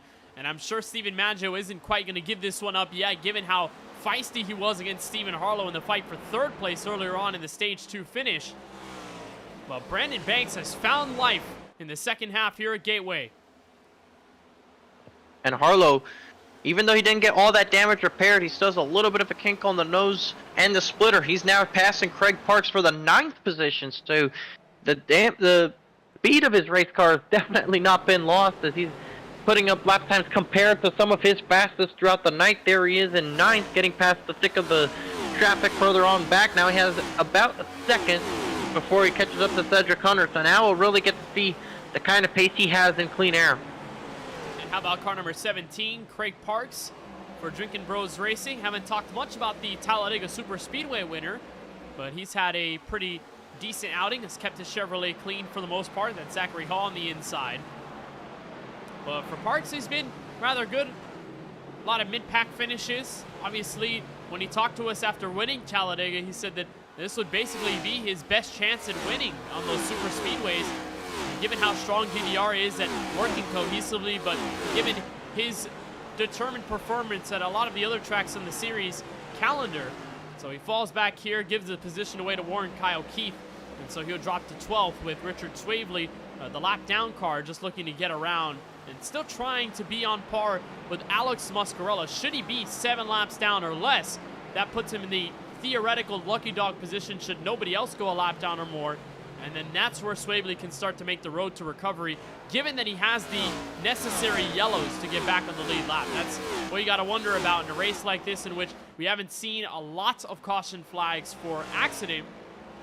But we have seen a lot of attrition, given the fact that we have a pretty short list of drivers in this field. I think we might have seen a hiccup there from Steven Maggio. Francisco dropped 2 positions in the matter of about 15 seconds. Harlow and Justin Erb made their way by down the back straightaway. Yeah, it was a mistake similar to what we saw earlier on in this race in turn 1. Just kind of gets a little bit away from him, and he has to chase it all the way up the racetrack. You see right there, it just goes in a little bit high, and just never really agreed with him, and he had to counter steer to keep it from spinning out. And up the racetrack he goes, and he settles into 5th, just in front of Kip Easley.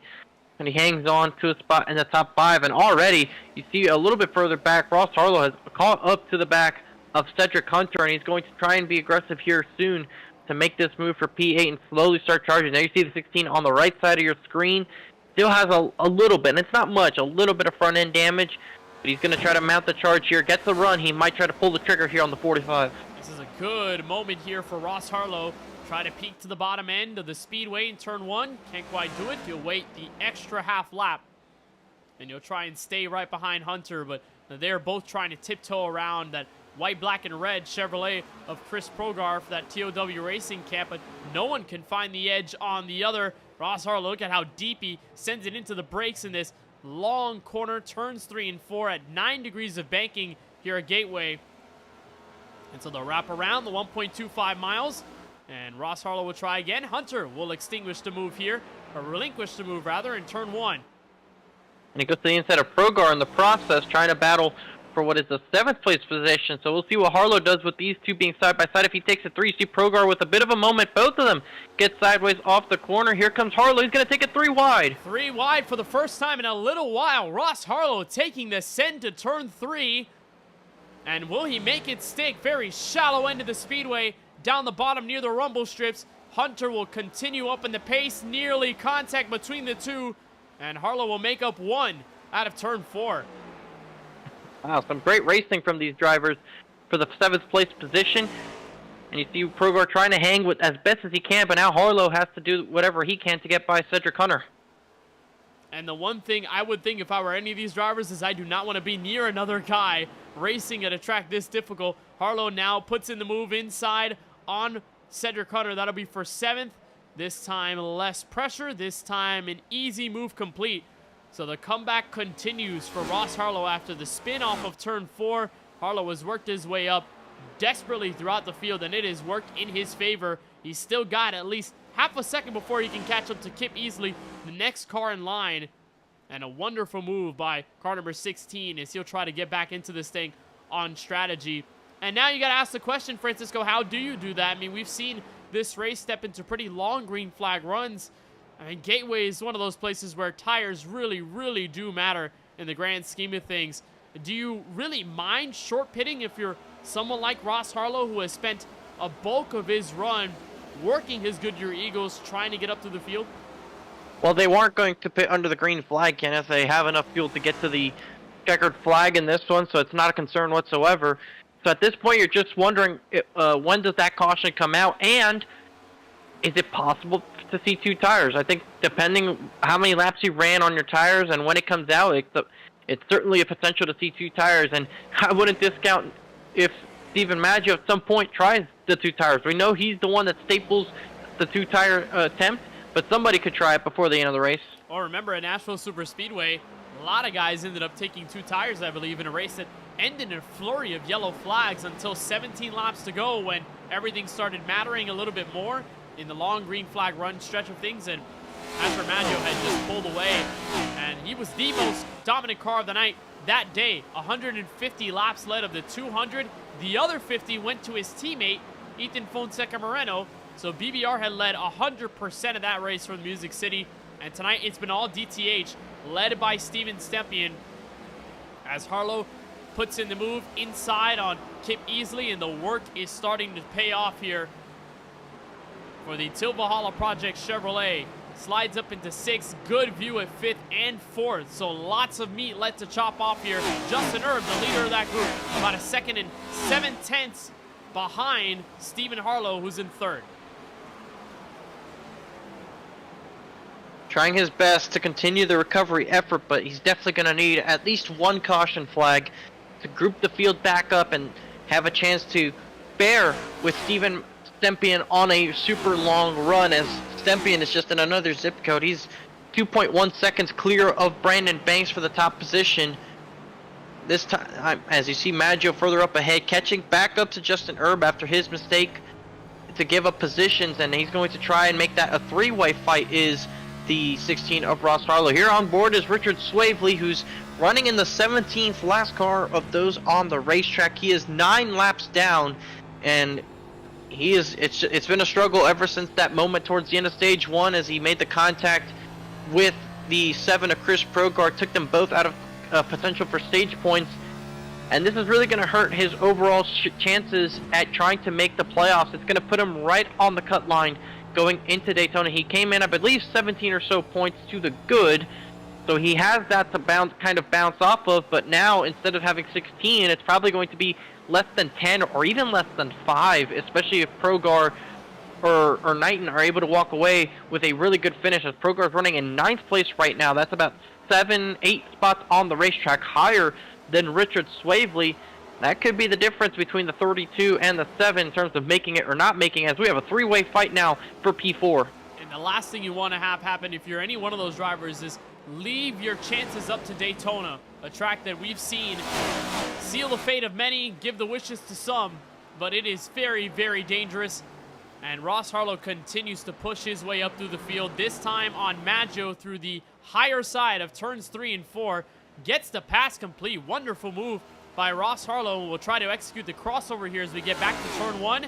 Put a little AI on the Home Depot Chevrolet. And takes the peak underneath, dive into turn 1. Plants and fires. Ross Harlow makes his way back to 4th place in an absolutely monumental comeback run. And he's gained these positions, but it's like I said, for him to catch up to Stempien, he's going to need a caution flag, as he is 6 seconds off the race lead, 3.5 nearly behind Steven for that 3rd place position. Brandon Banks just in front of the 11 car, who has been catching up to Banks the last couple of laps for the 2nd place position. And you see the line of cars behind Justin Erb. That's really where most of the field is. It's all behind the number 20. And there's what Brandon Banks has to deal with, the hard-charging Stephen Harlow, who has been picking up the pace as of late. And you're right, Francisco, right behind Justin Erb, it's a whole host of cars. A lot of guys who have been either in the mid-pack just fighting their way through, or some guys who have been pretty strong throughout this race and are just trying to get back to where they think they deserve to be, given their raw pace. You know, guys like Zachary Hall, Cedric Hunter, Warren Kyle Keith, a lot of those guys feel that they would be better off at the front end of the field, maybe top 5, top 6 maybe. And with what they've lost, they're just trying to regain all of that back. Here's a hiccup in turn 1 by Brandon Banks. Lets the door wide open for Stephen Harlow to make the move down the inside. And the difference between 1st and 2nd, the highest we've seen it all night long, 2.5 seconds. It is 54 laps to go, and Stempien is in his own league right now. You see the sun is continuing to set here in Illinois. The track temperature down to 93 degrees, so it's cooled down only a little bit, but it is almost 6 o'clock in sim, so that could play a role here in these last couple laps, just the cooling of the track that could give you some more grip, especially as these tires continue to wear. So it's kind of that trade-off of, yes, the grip is going away from tire wear, but you also have a little bit of a cooler racetrack to help, and that'll make the cars a little bit on the tighter side in general. And if we get that late caution, someone could take 2 tires. As we know, 2 tires frees up the race car with a tight condition. You see where I'm going with this, Kenneth? I see exactly where you're going with this. And who's the driver that usually hits 2 tires? Steven Maggio. Steven Maggio. But even if it's not him though, Kenneth, somebody I expect to try it as a way of just trying to see if they can get a strategy that gets in front of the 88. That's true. I mean, a lot of times when drivers don't beat another on raw pace outright, they usually turn to tires, they turn to strategy, and a lot of times that can make up 85% of the fight that they have to do against the other driver.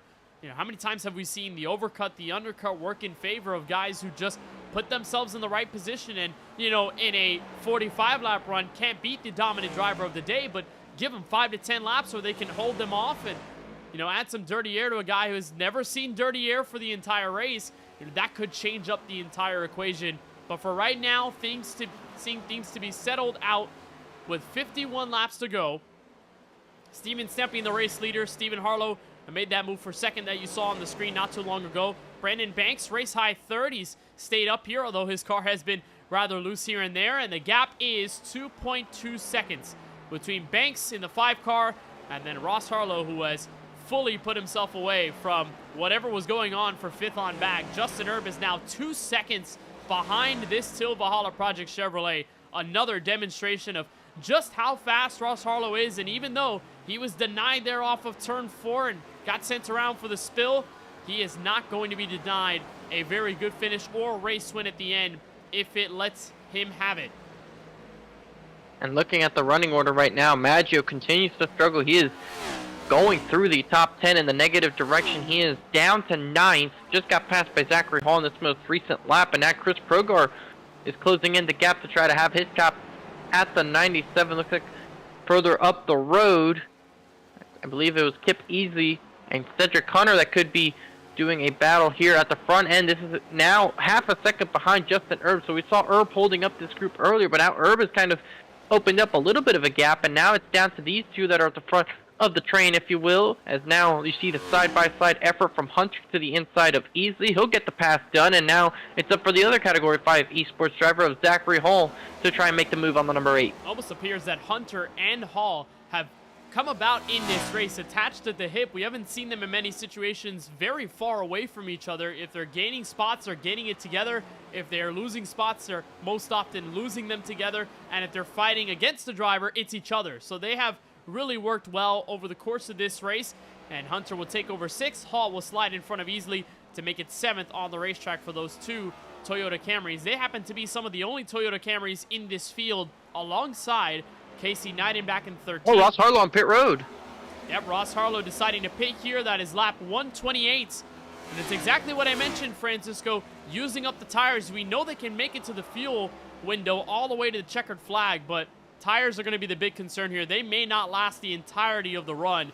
So the grip is going to start to scream. Ross Harlow, the first one in. And he overshoots his stall just barely. He has to back it up. And he's going to take his tire service now. We'll see if anybody else decides to bring it down pit road. That's the intriguing part, because he's getting his tires done now. He's getting the left sides up, and he's already a 1 lap down in this race. So by the time he rejoins and is able to reincorporate himself into this race, he'll be in the 14th position, and he'll be roughly a lap and a half down or so as the race leader Steven Stempian finds himself entering turn 3, going through the center of the corner. 16 of Ross Harlow is halfway down that back straightaway, trying to get up into speed. And looking at the running order, Kenneth, looks like Eric Schaefer disconnected on lap 122. He is now 7 laps down, now 8 laps down, make it. So the 3-car, add that to the list of DNFs in tonight's race. Rough for Schaefer, who is a 2-time stage winner, has won a race this season at Phoenix. He is one of those guys, obviously locked into the postseason. But we haven't seen that many great things out of Schaefer you know, luck-wise, he's sort of had a rough end to the regular campaign. Hopefully he can pick things up at Daytona next week and try to recoup and go for a series title in early June when we start the postseason and the playoffs at the virtual Charlotte Motor Speedway. And one thing that is unique about Gateway that is very different from a lot of the ovals you'll see on the service is the entry into pit road, is to where you lose a lot of time going in because you don't come into pit road off of turn 4 like you do at a lot of the other ovals across the service. You have to come in at the entry of turn 3. You'll get an onboard look from Justin Irvin, get a better vision of what I'm talking about as Harlow moves down to the inside. There is a lighter paved asphalt access road at the inside of the racetrack. There it is in turn 3. So you got to slow down the race car while turning at the same time, and then the wall will come up, the barrels will come up, and you got to slow right back down to the pit road speed limit as soon as you get off of turn 4. And then, of course, when you come back in 1 and 2, you got to go through the access road, but that's a different story. A lot of time you'll see that other speedways, including Homestead and Miami, but it's the entry that's really the catch here. Can get a lot of drivers off guard, and Francisco, we've seen guys speed from there. We've seen guys lock up the tires and go either off of the racetrack or off into the grass and then back onto the racetrack, missing pit road, or worst case scenario, they hit those pit road barrels and their race is basically over. You know, with tires at a premium, last thing you want is a mistake like that inside 40 to go. You mentioned missing pit road and ending up in the barriers. We saw that happen to your race leader at Dover. Steven Stempian tried to do the strategy Ross Harlow's currently doing, but in that one just went in way too hot, hit the barriers, and that effectively ended his chance at the win. So if he is going to bring it down pit road, I'm not too sure. He's been out there for 40 laps now with just over 40 laps to go. I think he's fine on fuel. We'll see just how good of the lap times the 16 is able to run. But if the 88 is going to pit Kenneth, that is certainly going to be in his mind. Yep, he pitted at Dover with 50 laps remaining in the fight for the lead, and that was part of the many instances of bad luck that's hit him at tracks that he's liked, tracks that he's circled, tracks that he felt that he could go and win at. Well, tonight he's going to try to evade that mistake if he does elect for pit road, but after Ross Harlow's stop, I don't think anyone else has decided to come in. You know, it's been a rather long green flag run, like you mentioned, Francisco, over 40 laps at this point of the race. So you figure that, you know, the handling is so bad on these cars that someone will elect to get some fresh rubber on the race machine, but for right now, Harlow seems to be the only one in his cause. He fully repaired the front end of whatever was left of his Chevrolet that was dinked, and he's trying to get around Brandon Banks and slowly unlap himself. But I don't know, if he happens to be the only car to come down pit road within this final stint and nobody else follows suit, it's going to be a disastrous strategy call that'll put him a lap down in a race where he had just made a great comeback to the top 5, and you'll get around Banks here off turn 4. I mean, he's about to move into the 13th position as he got past Warren Kalkith, who Warren Kalkith is actually on pit road as well, Kenneth, so that's somebody who he's going to be racing against for position as he gets by. And Chris Progar now finds himself into the pit lane, and he's not alone. Looks like Craig Parks is in just behind him. So I think this is what he was trying to see, more cars making their way into the lane. And in the process of all of this, Ross Harlow is slowly catching up to Steven Stempian to get by for the race lead to unlap himself. Says Progar, left side's up on his Chevrolet. Everyone else, for the most part, staying out. Kick easily, I believe, has hit pit road this time. There he is, lap 137. So you're seeing a different lap for different drivers on when to bring it down pit road. Casey Knighton, one of those that'll stay out. He'll move up into the 8th position in the process. The 2 Category 5 esports drivers find themselves in 4th and 5th. As we'll see if there's any takers on pit road on this particular lap count. Does not appear to be so from the top 5 or further back. So right now, looks like it's a split idea of who brings it down pit road and who doesn't. There's the 16 of Ross Harlow, who now has gotten back into the top 10. He's officially running in the 10th place position, and he's the first car 1 lap down. In case a yellow flag does come out, he'll get the lap back.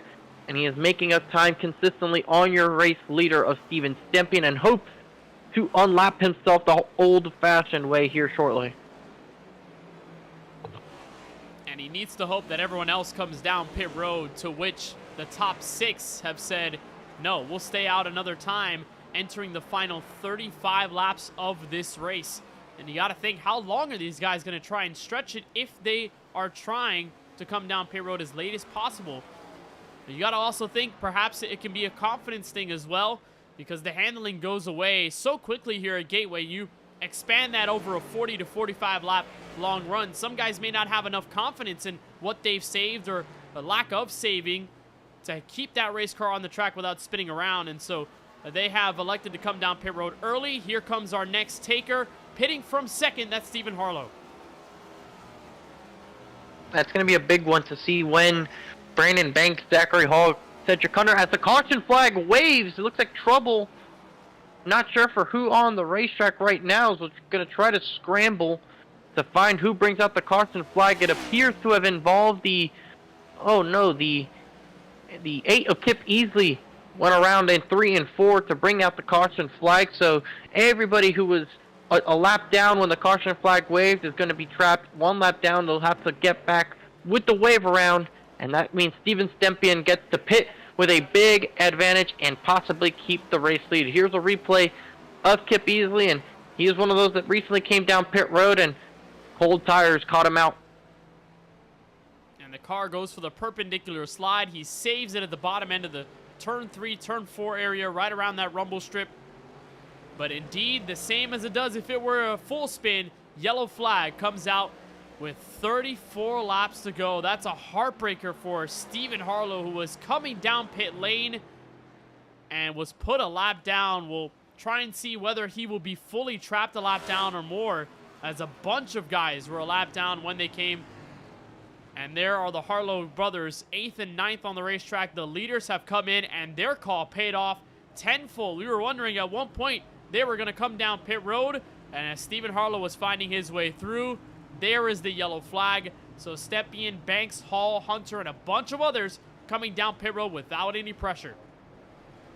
And Ross Harlow was fortunate enough to be the free pass for this caution, so he'll get 1 lap back without having to really worry about where he's going to restart as far as the line is concerned. But there's going to be a really long line of cars, and I think Steven Maggio took 2 tires. Indeed he did, because he wins the race off of pit road. Brandon Banks and the 88 race to the line. Looks like Stempian will grab the position over Brandon Banks, but we were talking about it earlier in that run. Would Steven Maggio try this to help himself? And indeed, there's the 2-tire call. There is the call we were waiting for. 9.1 seconds for Stephen Maggio, and it didn't take long. And guess what, Kenneth? Looks like Robert A. Moyer Jr. has stayed out, so he's going to be the race leader for this restart. And he has not pitted yet. 44 laps on his stint.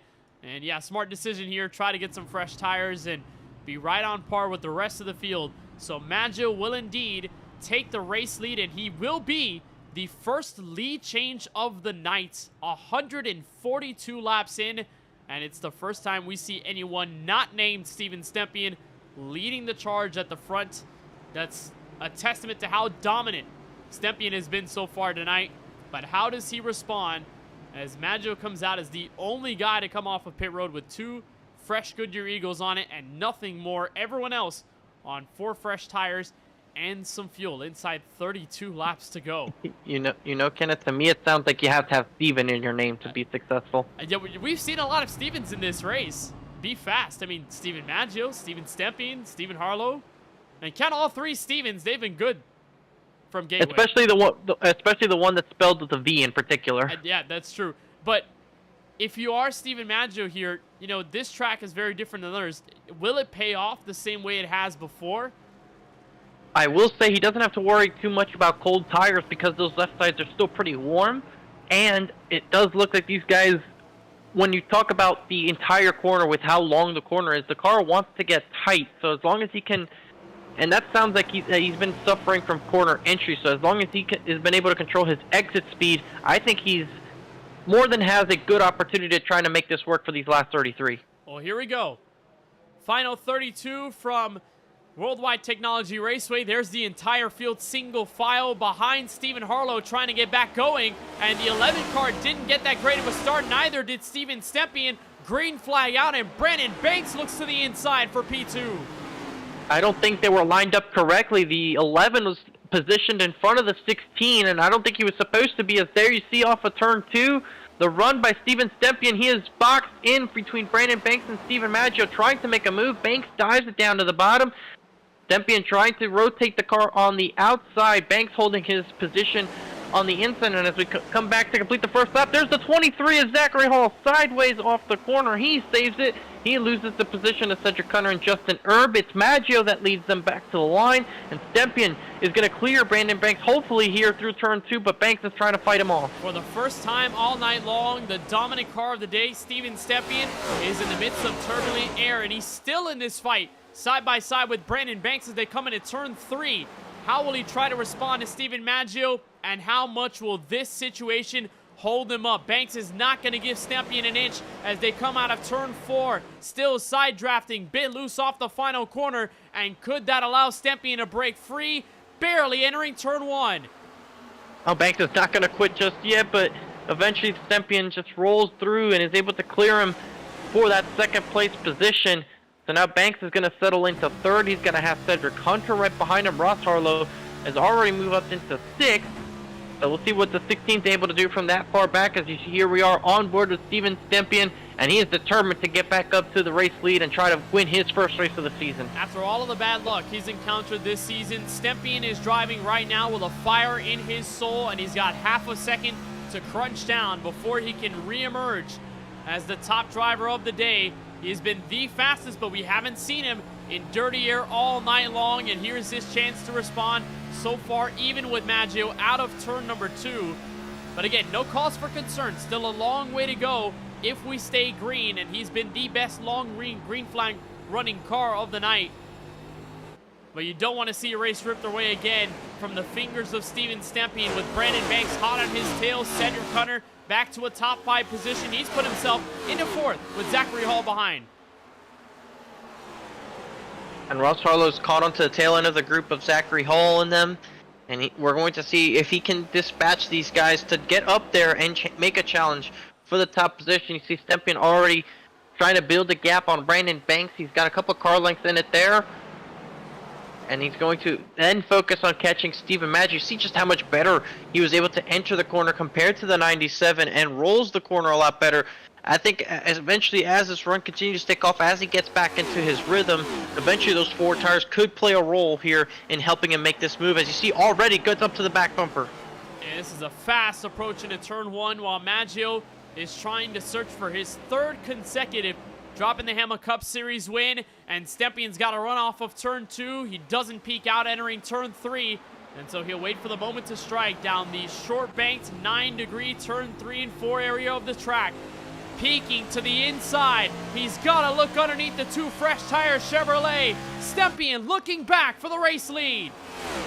You see Maggio drifted up a little bit in the center of the corner, then looks like he had a little bit of a wobble. He's going to have a little bit of a lockup going into 1. Stempien drives it in deep, but it won't matter because that lockup from the 97 was all she wrote, and Steven Stempien in short time gets back to the race lead where he has been almost all night long, and Banks is right there in 3rd, trying to see if he can pick up the pieces for P2. Maggio, with those 2 tires, put on a great effort on the restart itself, but eventually just the speed and the 4 tires of Stempien was too much for him. 1/4 of change to go from Worldwide Technology Raceway, and it was a great move by Stempien, and it was a forceful move, although it was a nudge without any actual contact, just trying to run Maggio up the banking, and now even more fire on the rear end of the Branch Chevrolet. Brandon Banks, who was right on the tail of Steven Stempien right as the restart got going, will try to take away 2nd and get his best finish in a little while. Cedric Hunter back in 4th, and then Ross Harlow, like we've seen, a strong car as always,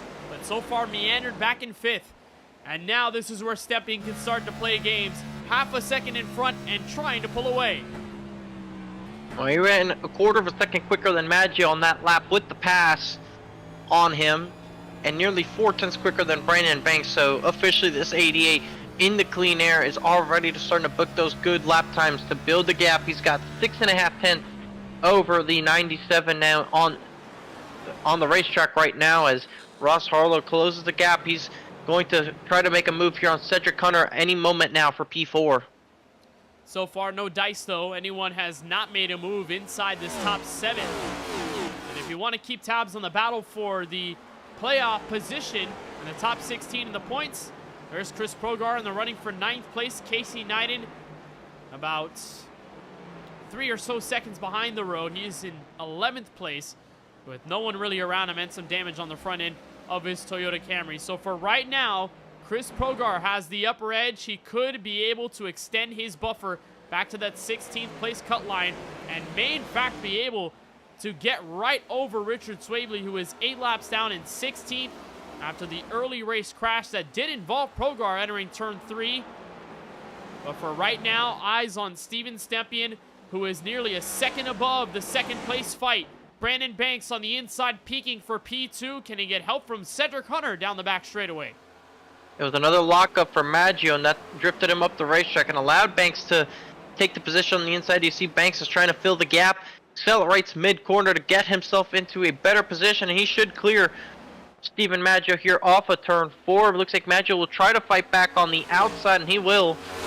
And Cedric Hunter now in the fight as well, trying to see if he can do whatever he can to take this position over. You see the 97 drifts up the racetrack now. Cedric Hunter fills the gap on the inside to try to move up into 3rd as Banks gets for 2nd. Looks like Maggio taps the outside wall a bit, so now Hunter could clear for the 3rd place position. And here comes Ross Harlow. Yeah, Ross Harlow's secondary car in the mix, so Maggio may indeed drop further positions given that 2-tire call, and it's just not working out here at Worldwide Technology Raceway for the 2-time winner to try and go 3 in a row. He's going to need a miracle or more if he wants to get back to the head of this race, while Brandon Banks commanding a group of 4 cars all congested behind the race leader and only continuing to lose more time.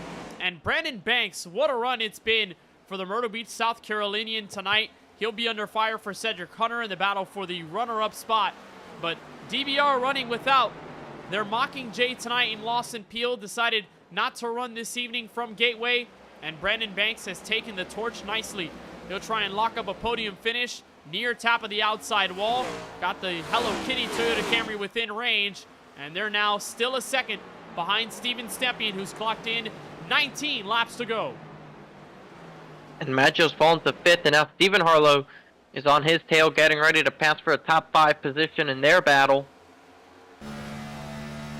You see here on board with Ross Harlow, who's gotten himself up into 4th very nicely here as he got past Steven Maggio, and there's his brother trying to see if he can work some kind of magic to get around the 97 as well to make this a double top 5 effort for the Harlow family. And Cedric Hunter was not able to make a move. And I'll tell you what, Kenneth, I'm not sure if it's by design or what's going on, but the last couple laps, Brandon Banks has slowly been closing in the gap on Steven Stempien. Stempien at one point had a 1.3 second lead. It is down to just under 9/10 of a second. On that last lap, Banks was a 10th and a half quicker. And Banks was the fastest car in the top 5 as well, 34.304. So the PaulsCars.com Chevrolet still has some gas left to throw here in these final 18. And just hoping that Stempien lets off the gas pedal enough with the gap that he's got, 0.7 of a second, and another lap in favor of car number 5. I'm not sure, Francisco, whether Stempien is just holding back for now because he wants to save his tires for those final 10 or so laps when they matter a lot.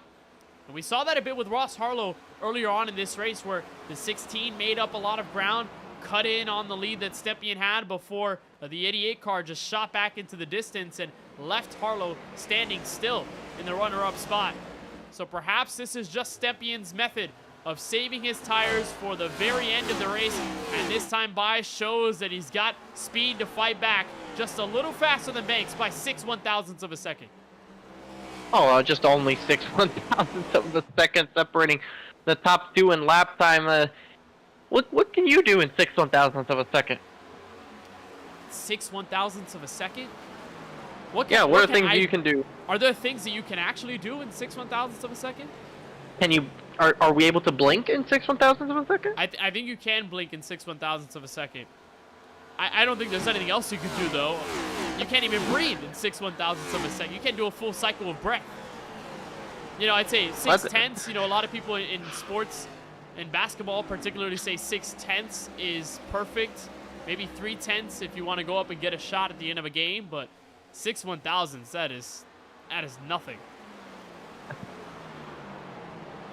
You see now the gap has kind of stabilized the last few laps at around between 8 and 9 tenths between your top two, and Banks has put a gap on Cedric Hunter in the process, so he's solidifying that P2 run as we speak. And this lap, Stempian a tenth quicker than Banks, so he is not sure if it was by design to slow down that little bit and save the tires, or if there was a little bit of an issue he had going on. But for whatever it was, he's clearly figured it out now, and now he's looking in control once again. Harlow has not been able to make nearly as much of an impression on Cedric Hunter as we thought he would, as he's closing in on him, but he thought he would have made that gap up a little bit sooner than he has.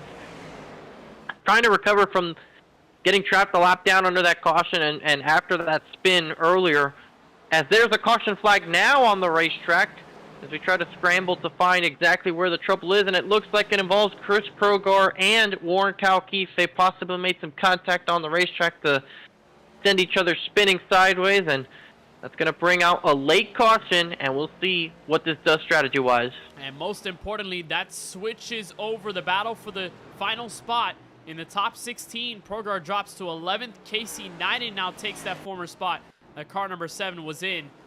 And let's see what happened between these two. Secondary look, replay entering turns 1 and 2. And that's the fight for position between the Kenwood car, that's Progar up high, the Bass Pro Shops Toyota down low of Warren Kyle Keith. I think he gets loose. I think he just overcorrected the car right into Progar and kept easily in the middle of all that, just barely getting away. We'll see if we can get a better look at that. The blimp didn't really show us a good shot at what happened between these two. I think Progar got sideways and gets into the side of Warren Kalkeith, and that's what sends him around. Oh yeah, indeed. It was Progar bouncing off the wall, just trying to save it. Chasing and we're it gonna down, have pit Warren stop. Kyle Keith to the inside wall, and a pretty hard shot to the barrier for the And Ross Harlow stays out. native. We have pit stops, and they see almost most of the field coming into pit road. Ross Harlow is going to be one of the few that decide to stay out. A couple others as well, but they're multiple laps down. So as far as cars on the lead lap, number 16 is the only one to stay out. He's going to be the first driver not named Steven to lead a lap, and it comes on lap 164. Taking the gamble on 23-lap-old tires is Ross Harlow. And Steven Stepien will lead the main group of drivers on pit road. Nobody else elects to stay out this time by. And is there any mistakes? Tires. Jacks are up on either side of the race car, trying to either look for 2 or 4 tires. Cedric Hunter moves out. Maggio launches. Stepien is going for 4, and he will have to gain so much track position when we go back green. There goes Even Hall. Banks There gets him. goes Banks. Now, what's that? 5 to 6 cars that'll be right in front of the dominant driver with 11 laps to go. And he lost out to Banks, who was on the same strategy as him as far as taking 4 tires. Banks with a 14.3 stop, Stepien 14.9, so not a good sequence there for driver of the number 88. Not only is he not the first on 4, but he's going to have 5 other cars in front of him, including one that stayed out in this race that he has to deal with for the end of the race. The 16 is going to have some pretty old tires. We'll see what that does for him as far as trying to hang on inside 10 laps to go. But the 2-tire call, I figured we were going to see somebody try it, considering that with less than 10 laps to go, it's a viable strategy. We saw Maggio hang on tough, and I think if you're battling for the win, you give it a little bit more effort. And we'll see exactly what Maggio, what Hunter, what Hall do on those 2 tires compared to Harlow's none. You know, it would have been a much different situation had everyone taken 4. You know, maybe Stepien would have lost 1, but he would have possibly been still in a position to rip away the lead from Harlow, fight against Brandon Banks, and continue on with a 4 fresh tire call. But Maggio has grown his count of loyalists for 2 tires at the end of this race, and both Category 5 Esports Toyotas are willing to take the risk, as we'll get a restart inside 10 laps to go, with Steven Stepien starting on the outside of row number 3. Possibly the most dangerous. If there's any wheel spin on behalf of Ross Harlow's Chevrolet, he is out on 24-lap-old Goodyear Eagles. So he's got a lot of warmth prepped in there, possibly some wheel spin with the track surface here at Worldwide Technology Raceway, and this one will come down to the wire. 9 laps to go at the stripe. When the pace car makes its way to the entry of pit road, the eyes will fall to the one-time race winner this season to bring us back underway with Steven Maggio to react and the rest of the field to figure themselves out before turn 1. Green flag from Worldwide Technology Raceway, and Maggio stumbles on the inside of row number 1. Brandon Banks looking to the bottom in turn 1. No deal for now. Car number 16 out in front. And you can see how the 16 as sideway goes to 23 in front of the 88 and the 45 as they're able to square themselves away. But you're able to see on that restart to 16 just how much less speed he's able to carry with those old tires. Maggio closing up to that back bumper. He's going to mount a charge for the race lead here off this corner. And they're side by side, 2 rows deep. Both of the Toyotas for Category 5 Esports are going side by side. Banks and Stempian, just like the last restart, they remain door to door as they come back to turn 1. Ross Harlow trying to play defense on the two-time winner. Banks is sideways. He saves it though in turn 2. And here goes Maggio for the race lead. Maggio to the inside. He's got 2 fresh tires on the outside of his race car into turn 3. Harlow will fight back through the low banked turn 3, 9 degrees down there. Cedric Hunter is within striking distance, and Maggio is sideways, and he's up into the wall. He'll carry Cedric Hunter with him. Yellow flag does not fly. We stay green.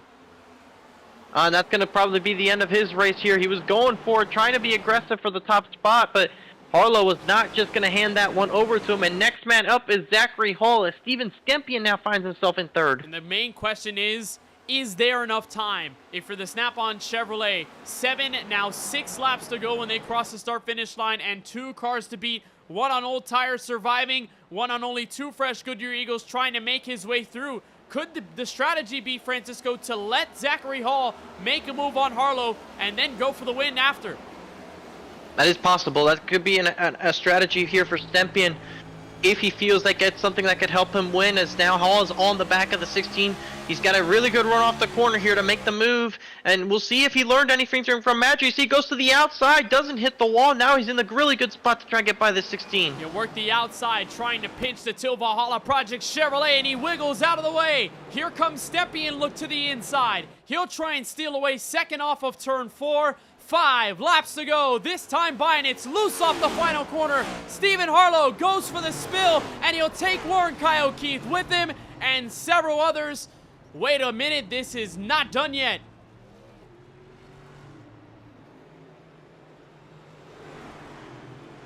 Oh my goodness. What a crash off of turn 4. There's Warren Kyle Keith. And there's Warren Kyle Keith. Suspension damage, surely. Steven Harlow was way sideways off of turn 4.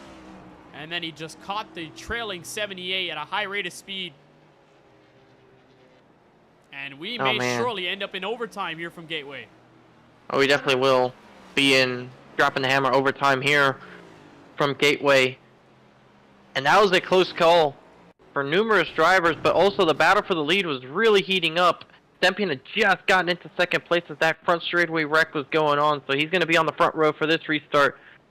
And it looks like Banks was sideways. Looks like he was going down to the left to avoid the wreck, and Harlow, I think, got sideways as he didn't know where Banks was going to go, and numerous other drivers get involved. Casey Knighton, one of those drivers that got a PCT Progar sliding in late with Alex Muscarella. Some big damage on that 7 car as he then also tags Kip Easley in the process there at the very end. This is an ugly hit for a guy who did not need a situation like this. 1 point above the cut line going into tonight, and just got tagged as he was getting around Steven Harlow. And I don't know if the suspension was damaged from there. And he catches Alex Muscarella, then gets a piece of Kip Easley on the way there. And it is a hefty crash off of turn 4. As here's a look from Casey Knighton right behind the spinning Steven Harlow, and I think he just barely squeezed by. It was really close for him. It was certainly a brown pants moment one way or another. As you see here, coming off of turn 4, that's when the wreck starts happening up there. You see Harlow just wasn't sure where Banks was going to go. Banks slides up the racetrack, and he might have gotten hit from behind or something here for the 28, but he tags the outside wall. Nothing too crazy. Well, let's see if we can get a look from Steven Harlow. And like I said, I'm pretty sure what happened is he saw the 5 sideways. He thought, oh, I'm just going to try and go by him on the inside here. He momentarily corrected it, but then he realizes Banks is there and straight. and the car just kind of goes away from him. Just that goes to show how little grip there is on this racetrack. You can't just swerve around like that and the car stays fine. There is no grip to really make those erratic moves like that. And at a track here where, you know, the tires matter a lot, and when you're losing a lot of grip, it could be so hard to keep the car straight. And the next gen is fidgety as it is, makes it even tougher on you to end up with a saved race car. Let's see if we can talk to Stephen Harlow for a moment. Stephen, you got a copy with us? Yeah, I'm here. All right, Stephen, well, a really tough scenario there. Just walk us through what happened there off turn 4. Well, Banks got loose in front of me and hung onto it, which, you know, you'll see people try to hang on to it and then overcorrect and wiggle around for a while, but he caught it, got it going straight, and was up against the wall, so I went to the bottom with my huge run with how slow he was going. He swerved all the way down to the bottom to try and block it, and I tried to avoid him, and then lost it. Well, a tough scenario for you there. You've got a damaged car, but you're one of the many still in this race, so hopefully things go well when you guys take the green flag once more. Yep, I'll try my best. So that is Stephen Harlow as he rejoins his teammates, just trying to recoup whatever is left of this race for him, as we'll get a restart. Our first one in overtime from Worldwide Technology Raceway. If we get to the white flag without a caution flag coming out beforehand, we will race it to the end no matter what. If we do get a caution, we'll give you the rules as we go. Ross Harlow remaining on old Goodyear Eagles with Steven Stepien trying to win his first race of the season on the outside. Green flag, 2 laps to go. Stepien actually gets a good enough launch to stay right there with him instead of being multiple tenths back and having to make up that time.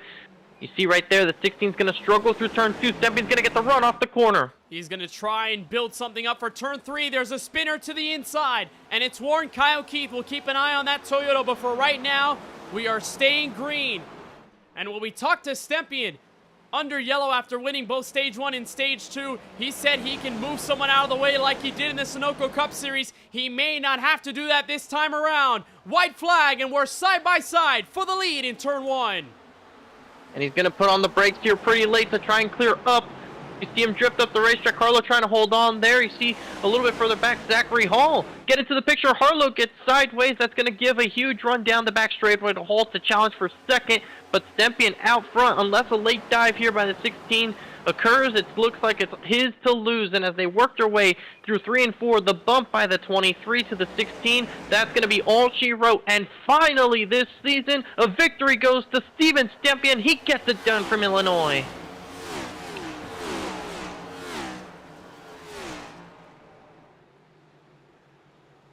And after Finally, all Kenneth. of the bad luck, Steven Stepien is a race winner in the league that he calls his own. And there's the reaction. Just utter disbelief. I think it's hard to process the moment right now. It's elation for the Massachusetts native, and after such a long campaign with several tracks he circled, several tracks he's shown outright dominant speed at. Tonight it nearly slipped away from his fingers once more, but he doesn't let it happen. He grips fate by the neck. And Steven Stepien, for the first time in 2025, is a race winner. Been waiting a while for this one. We know he has. He's talked to us about it. And he has shown his frustrations throughout the season when things haven't gone his way and the miraculous different ways it's happened. But here tonight, it's his race finally that went his way to capture that race win after locking himself into the postseason on points and outright points. The snap-on machine is going to go to victory lane. He'll take those bonus points and playoff points with him to start off the playoffs in 3 weeks time. And now he goes to Daytona fresh off a race win and has nothing to worry about as far as winning races. Stepien is now the 9th different winner of the inaugural Droppin the Hammah Cup Series season. And you'd think that a driver already locked into the playoffs on points wouldn't be as hungry for a victory knowing their fate entering the postseason.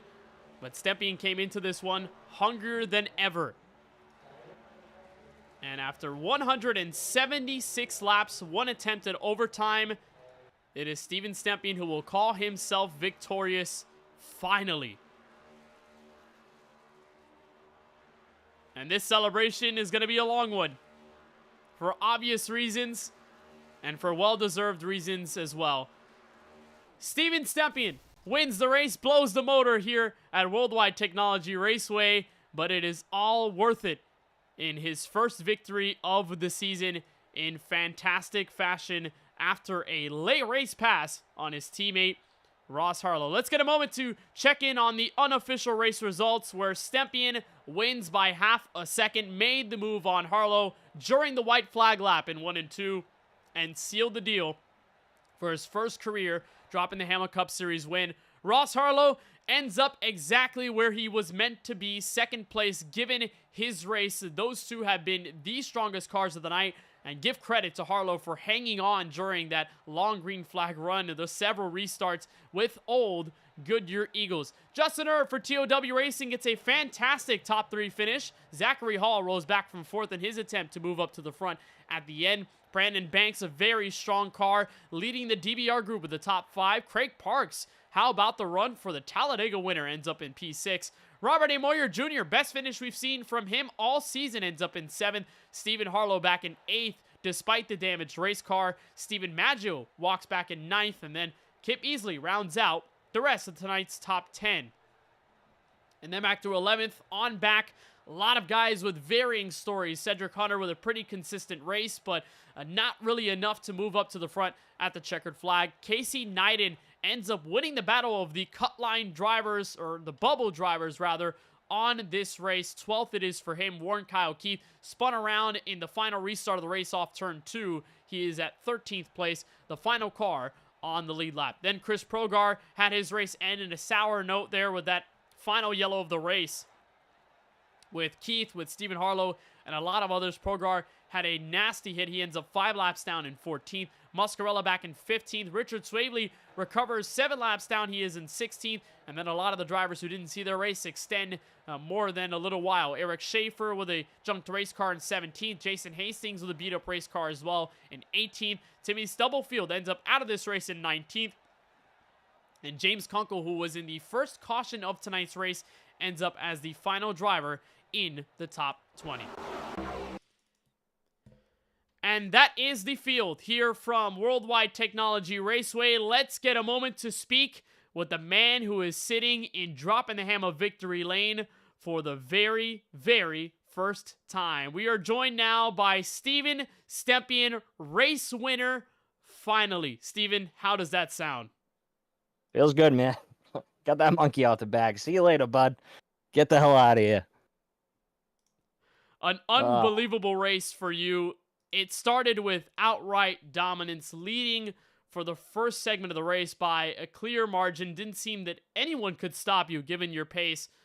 But how emotion-full was that final segment of the race where you take the decision on tires, you fall back, you end up fighting back for the lead, all for things to shuffle up again with the late race yellow, and then you having to get right back around Ross Harlow in the final lap of the race to get the win.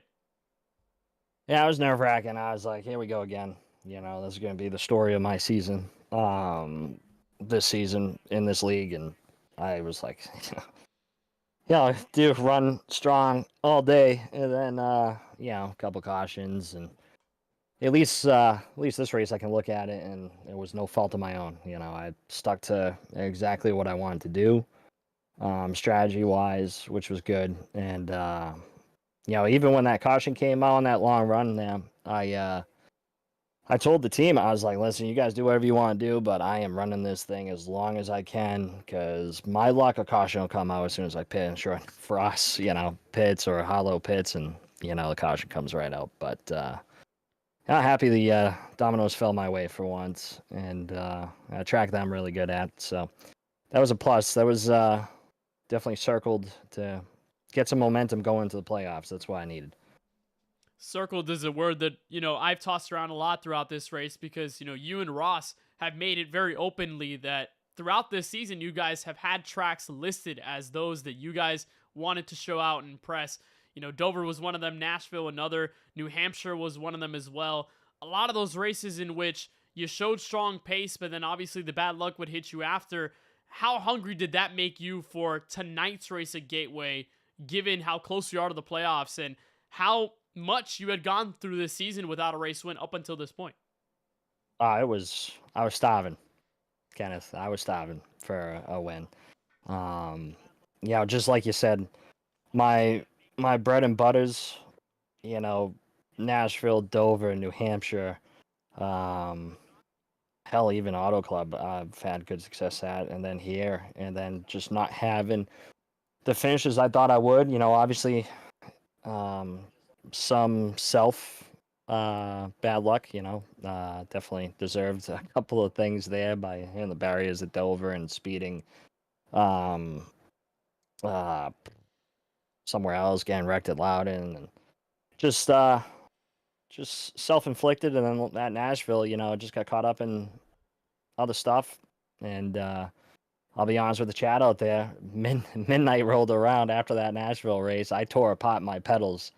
I had them in pieces on the living room floor. My wife's sitting on the couch like, what are you doing? I'm like, I don't know, but I need to get away any bad juju or anything that I'm feeling the last couple of weeks and just see if it worked. And I put on a good show tonight. I didn't get all the laughs led, but 2 stages and a win, I'll take it. I know it's Mother's Day, but you've got Papa Stempian cheering you on throughout the entire season. He's cheering you on very much so right now, given this race victory. We talk about entering the playoffs, hitting the iron when it's hot. I'd say this is the perfect example of it right before Daytona, which could go up in anyone's hands at any given point when we get to that checkered flag. So how important is this race victory now that you've got it? You've got the monkey off your back, and you can focus on a postseason where you're going to try for a title. Yeah, it's no stress going in. I think I made the comment a couple of weeks ago to somebody. I was like, in Sunoco, MPI, and stuff, I've always had good regular seasons, and then in the playoffs, I never get a win. So happy that my bad luck has happened in the regular season, but I've been able to stay solid on points and stages and wins and get myself into the playoffs without really having the win.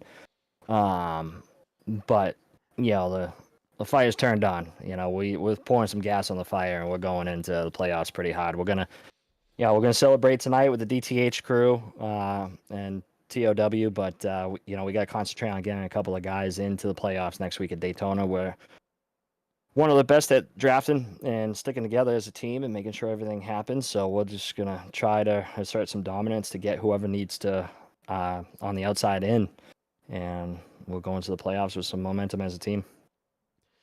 A lot of momentum for you as you head into the playoffs. Lots of momentum for DTH. A 1-2 finish tonight between yourself and Ross Harlow, who, we saw from the first 25 laps. I think we noted the 2 strongest cars of the night, bar none. Steven, as we head into Daytona and as we bounce from Worldwide Technology Raceway, and before you continue the celebrations tonight, anybody that you want to thank or give a shout out to for this evening's race? You guys, obviously, man. It feels good to talk to you guys finally because it's been a while. And the amazing work you guys do and the effort that you guys do for us and support. We wouldn't be here putting this together if it wasn't for you guys. And I always enjoy watching it, even if I have some bad luck. I still go back and watch. And then the DTH crew. Ross ran a great race. Steven ran a great race. Herb up there in third. I don't know if ProGod got what he needed to do tonight. I know he was very concerned about the bubble, but all around, just great team effort. And then, my guys at Cat 5-2, Zachary Hall, Cedric Hunter, got a good relationship with those guys. Been under that umbrella for, 3-4 years now. And, those guys, and then everybody else that helps us put on the show and comes out every week. It's good to see everybody keeps coming out. And, we don't have too many issues out there, so that's a good thing. Hey, we kept the seat warm for you to talk to you in the booth at some point at the end of one of these races. Steven, a massive congratulations from all of us here at the KBueno Racing Network. We were waiting for a moment like this, and it's finally come about here from Gateway. Congratulations on the dub. Go celebrate. It's a dominant victory, and we'll see you all at Daytona next week. Should be a lot of fun. Appreciate it, guys. Thank you very much. Steven Stepien grabs the win here from the virtual Worldwide Technology Raceway. And we are now joined by the driver who comes home right behind him in second place, completes the 1-2 dropping the Hammah finish for the team. And we are now joined by the driver of the 16 in Ross Harlow. Ross, strong race tonight, but I think you caught us a lot off guard when you stayed out on the old 4 Goodyear Eagles, but you held on to it. Very strong defensive stance. What was all of that like in that first and only attempt of overtime? Oh, it was brutal. Unfortunately, I was out of tires. I burned a set after I got hooked there, and then I used the set to try to get the undercut, and caution kind of screwed that effort over. Unfortunately, it seemed like everything I tried to do that was like gonna, strategy wise, it just wasn't playing nice tonight. But I put myself in that situation there with the slide in the box, trying to get everything I could on pit road. But the end of that race was wild, man. I knew I was going to be slow in the corners. I knew I still had a pretty good exit, so it was just try to hold them off on entry and maybe give them a little pinch getting out and can try to hold on to it. And honestly, those old tires, they held on a lot better than I thought they would. They held on, and they gave you a good finish at the end of it, despite all of the chaos in those final maybe 15, 20 laps of the race. But, I talked to Stempian about it not that long ago. You and him seem to be the two strongest cars of the race, by a pretty far margin. There were several times in the event where you guys had been seconds above, third on back, just in your own zone, focused on the long green flag run. What about this track plays into your style of driving that helps you be as fast as you and Stempy were over the course of the race? I think honestly a lot of it is a lot of guys, I don't want to say have been spoiled, but kind of have gotten used to driving a tight race car. So you get a free car like we had tonight, and guys just don't really know what to do with it. Free on the brakes, free on the throttle. You really got to regulate that brake pressure. You got to regulate the throttle getting out. And it seemed like a lot of guys were struggling with that. A lot of guys had speed. They could single lap keep up with us. It just that consistency. Being able to repeat it lap after lap after lap. Hit your marks, be gentle with things, don't overheat the tires. Stempy and I are both. We're both short track guys. This place, Loudon. Stuff like Richmond, Iowa. We're both huge. That's where we're gonna run, and we both like that freer, looser race car. And again, like I said, I think just a lot of guys aren't really used to that at this point. Whereas, we can just kind of set sail and, wind up opening up those big gaps. And, there were a couple of guys that were a little bit more mired in the field, could probably do it too. But yeah, I think that's all it is really at that point. Second place tonight. You came into this race second in the playoff standings, of course, with that win from New Hampshire that locked you in a little while ago, and the good finishes have kept you rolling consistency-wise. And now moving into Daytona, final regular season race, you've got your spot in the top 16 for the championship. What kind of mindset do you carry with the DTH guys going into next Sunday? I mean, I'd love to get, Alex or Steve-O locked in. I would have said Sempy, but he's good to go at this point. So I'd love to see, get one of those two locked in. But if it doesn't work out, it's go for broke, right? I mean, one last chance to get some extra playoff points. Try to go into the postseason with a little extra momentum. So we'll see what happens. We all work pretty damn well together at these super speedways. I think we'll be able to put on a pretty good show in here. It's Talladega or Daytona. I can't remember which one, but yeah, it's a super speedway, right? So it's going to be a lottery no matter what. But we'll give her hell, and if it works out, hooray! If not, we did all we could, right? Daytona or Talladega, it all works out the same in my head too, so no worries there. Ross, congratulations on the P2 finish tonight from Worldwide Technology Raceway. Before we let you bounce, anybody that you want to thank for tonight's run? Oh, buddy. We'll start with the sponsors first, right? Till Valhalla Project. I love those guys. They've been with me a long time. G's Gift, and Droppin the Hammah podcast. I'm sure there's more I'm forgetting right now, but the whole slew of sponsors that support me week to week, and big thank you to the whole family and mom, dad. Uh, especially happy Mother's Day to my mom. I'd like to think she did a pretty damn good job raising Stevo and I, and um, we try like hell every week, and that fighting spirit, a lot of that came from her. So, um, and of course, big thank you to my wife. I love her to death, and definitely wouldn't be able to do this if it wasn't for her support. Um, you guys, of course, up in the booth, putting on a great show. The whole DTH admin team. Um, and all my teammates, especially this week where we had to do so much kind of working and playing and research and data sharing to get the break set up right. I mean, yeah, it takes a village, and it took a village this week for sure. And it all ends up with P2, a wonderful finish after all of the hard work. And I just wanted to say that the mom support was thick and thin. It was all the way through in tonight's broadcast. She had been all in the chat throughout the race, supporting you and hoping for a little Mother's Day extra gift with a W tonight. But I'm sure she's just as happy spending Mother's Day today with watching you get a P2 finish from Gateway. On behalf of all of us here at the KBueno Racing Network, Ross, congratulations on the P2. We'll see you at Daytona. Thanks, Kenneth. Take it easy, brother. That's Ross Harlow closes out the top two. We're going to be joined now by the third place driver of tonight's race. That is TOW Racing's Justin Erb, who joins us now. And Justin, what a race this was, back and forth. You are that sort of storyline with your teammate Chris Progar. You're trying to work together to get him a better placement going into Daytona points-wise. But very solid race. How it all worked out.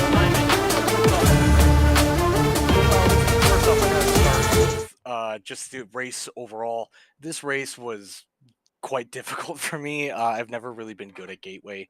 It's always been an up and down battle for me. But right at the end of stage one, as you said, I was trying to help Chris out because he needs to get a little bit more points, and he had a little bit more pace than me at the end of stage one. So I kind of just let him get a run. Well, I didn't really let him get a run. He got a run, and I didn't really fight him.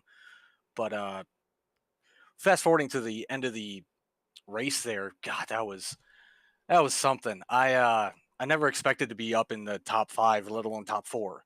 So starting on the outside of Zach there, I was just hoping that I didn't lock it up going into turn 1, and then seeing Stempy and Ross just banging doors. It was just awesome. And then I saw an opportunity in turn 3. It kind of gave Zach a little push, kind of got him into Ross a little bit, but then that caused both of them to get loose. And I just held on to it out of turn 4. It was a wild run to the finish, with all the tire strategies and giving the 2-tire calls from some, 4-tire calls for many others. But, talking about the Chris Progar storyline with him just trying to fight to stay alive in the top 16 for the playoffs. Were there any discussions you guys had throughout the course of the race to try and help him gain a bit of an edge and maybe a bit of a safer margin going into Daytona next Sunday? Well, like I said, I was trying to. I knew that him and Richard were really close in points and whatnot, so I was kind of playing a little bit of a blocker with him. But if Richard got to me and got to the inside, I probably wasn't going to fight him too hard. But I was doing the teammate thing. As for Daytona, at least for me, my focus is going to be on Chris to get him locked in, get him above that cut line. And we know that you've done well at super speedways, particularly in the past. 3rd place last time we were there for the season opener. And Justin, as we move forward into the rest of this regular season, not a lot left. Daytona, and then it's all over. We move on to the postseason, to which right now you are basically clear-cut one of those drivers that is safe to make it in given tonight's finish, and should whatever happen at Daytona should be still top 16 territory for you. So how do you try and restructure the mindset from regular season time and points racing to fully locked in to run for a DTH Cup Series title? Well, for me, my mentality really isn't going to change too much. My entire theme this whole season has just been survival, and it just so happens I've been finishing quite well.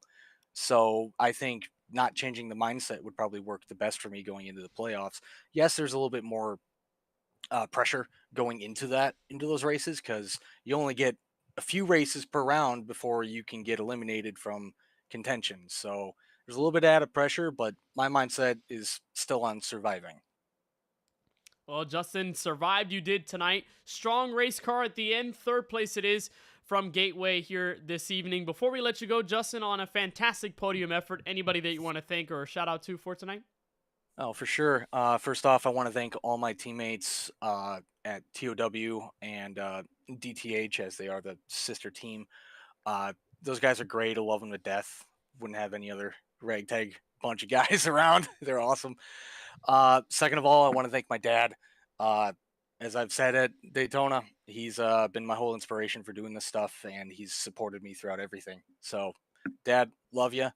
And then as for Mother's Day, I want to give a shout out to my mom. She's a great person. Unfortunately, we weren't able to celebrate because she had to end up getting admitted to the hospital for something. I'm not entirely sure yet, but Mom, hope you get better. Love you to death.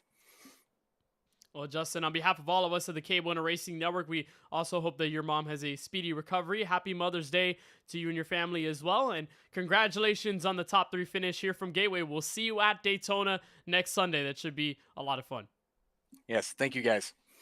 That's Justin Erb in the number 20 for TOW Racing that closes out tonight's top 3 from a very hectic end to this race from a Worldwide Technology Raceway, our maiden and only trip to a track like this. And from there we move on. Final regular season events. Race 14 comes about next Sunday night, May 18th. We will decide the 16 that make it into the Droppin the Hammah Cup Series playoffs for the very first time. Many drivers locked in via wins. Some guys much better on the point standings, but still a very close fight to monitor. We saw what happened between Progar, Knighton, Swavely, and many others, Francisco, over the course of the night, and how it all ended there in that final 1/10 of overtime. Still lots of questions. All those answers will be uncovered when we get to Daytona Beach. Exactly, and the points have not been done quite yet for us to see where everything's checked out at the end of the night, but you can definitely expect to be a really close fight at the cut line between Casey Knighton, Chris Progar, and Richard Swavely, just based on how the finishing results were finished out for these guys. But you look at Chris Cabot, who was in the battle for the cut line positions, and he didn't show up here tonight for most likely was celebrating Mother's Day. We'll give him the benefit of the doubt there, but that is going to hamper his opportunities of making the playoffs. It is going to put him in a must-win situation. Everybody from himself, Craig Park, or everybody from himself, Janet, to Robert Moyer Jr., Kevin Roy, and on further down, all require a race win. For those 3 others that we mentioned previously, they all have a pathway to get in on points. And still a possibility for a lot of those guys. Daytona can be a great equalizer, as that 2.5-mile super speedway has shown us before, and it will be the ender of the regular season, just like it was at the beginning in early January. So make sure to tune with us May 18th. That's next Sunday at around 8:05 p.m. Eastern. We'll have the live coverage for you right here on the KBueno Racing Network YouTube channel, where we decide the 16 that will make the Season 1 Droppin the Hammah Cup Series playoffs. But that would do it from all of us at the KBueno Racing Network here from Worldwide Technology Raceway. For Steven Stempien, Chris Progar, and the entire admin team at the Droppin the Hammah Cup Series, for Charlie Byer, Keelan Belsha, and Eli Comerford at the KBueno Racing Network, and for my fantastic colleague in the booth tonight, Francisco Bacallao, I'm Kenneth Bueno, waving so long from Madison, Illinois, and a big congratulations to Steven Stempien on his first career DTH Cup Series win. We'll see you next week at Daytona. 16 playoff drivers get decided next week.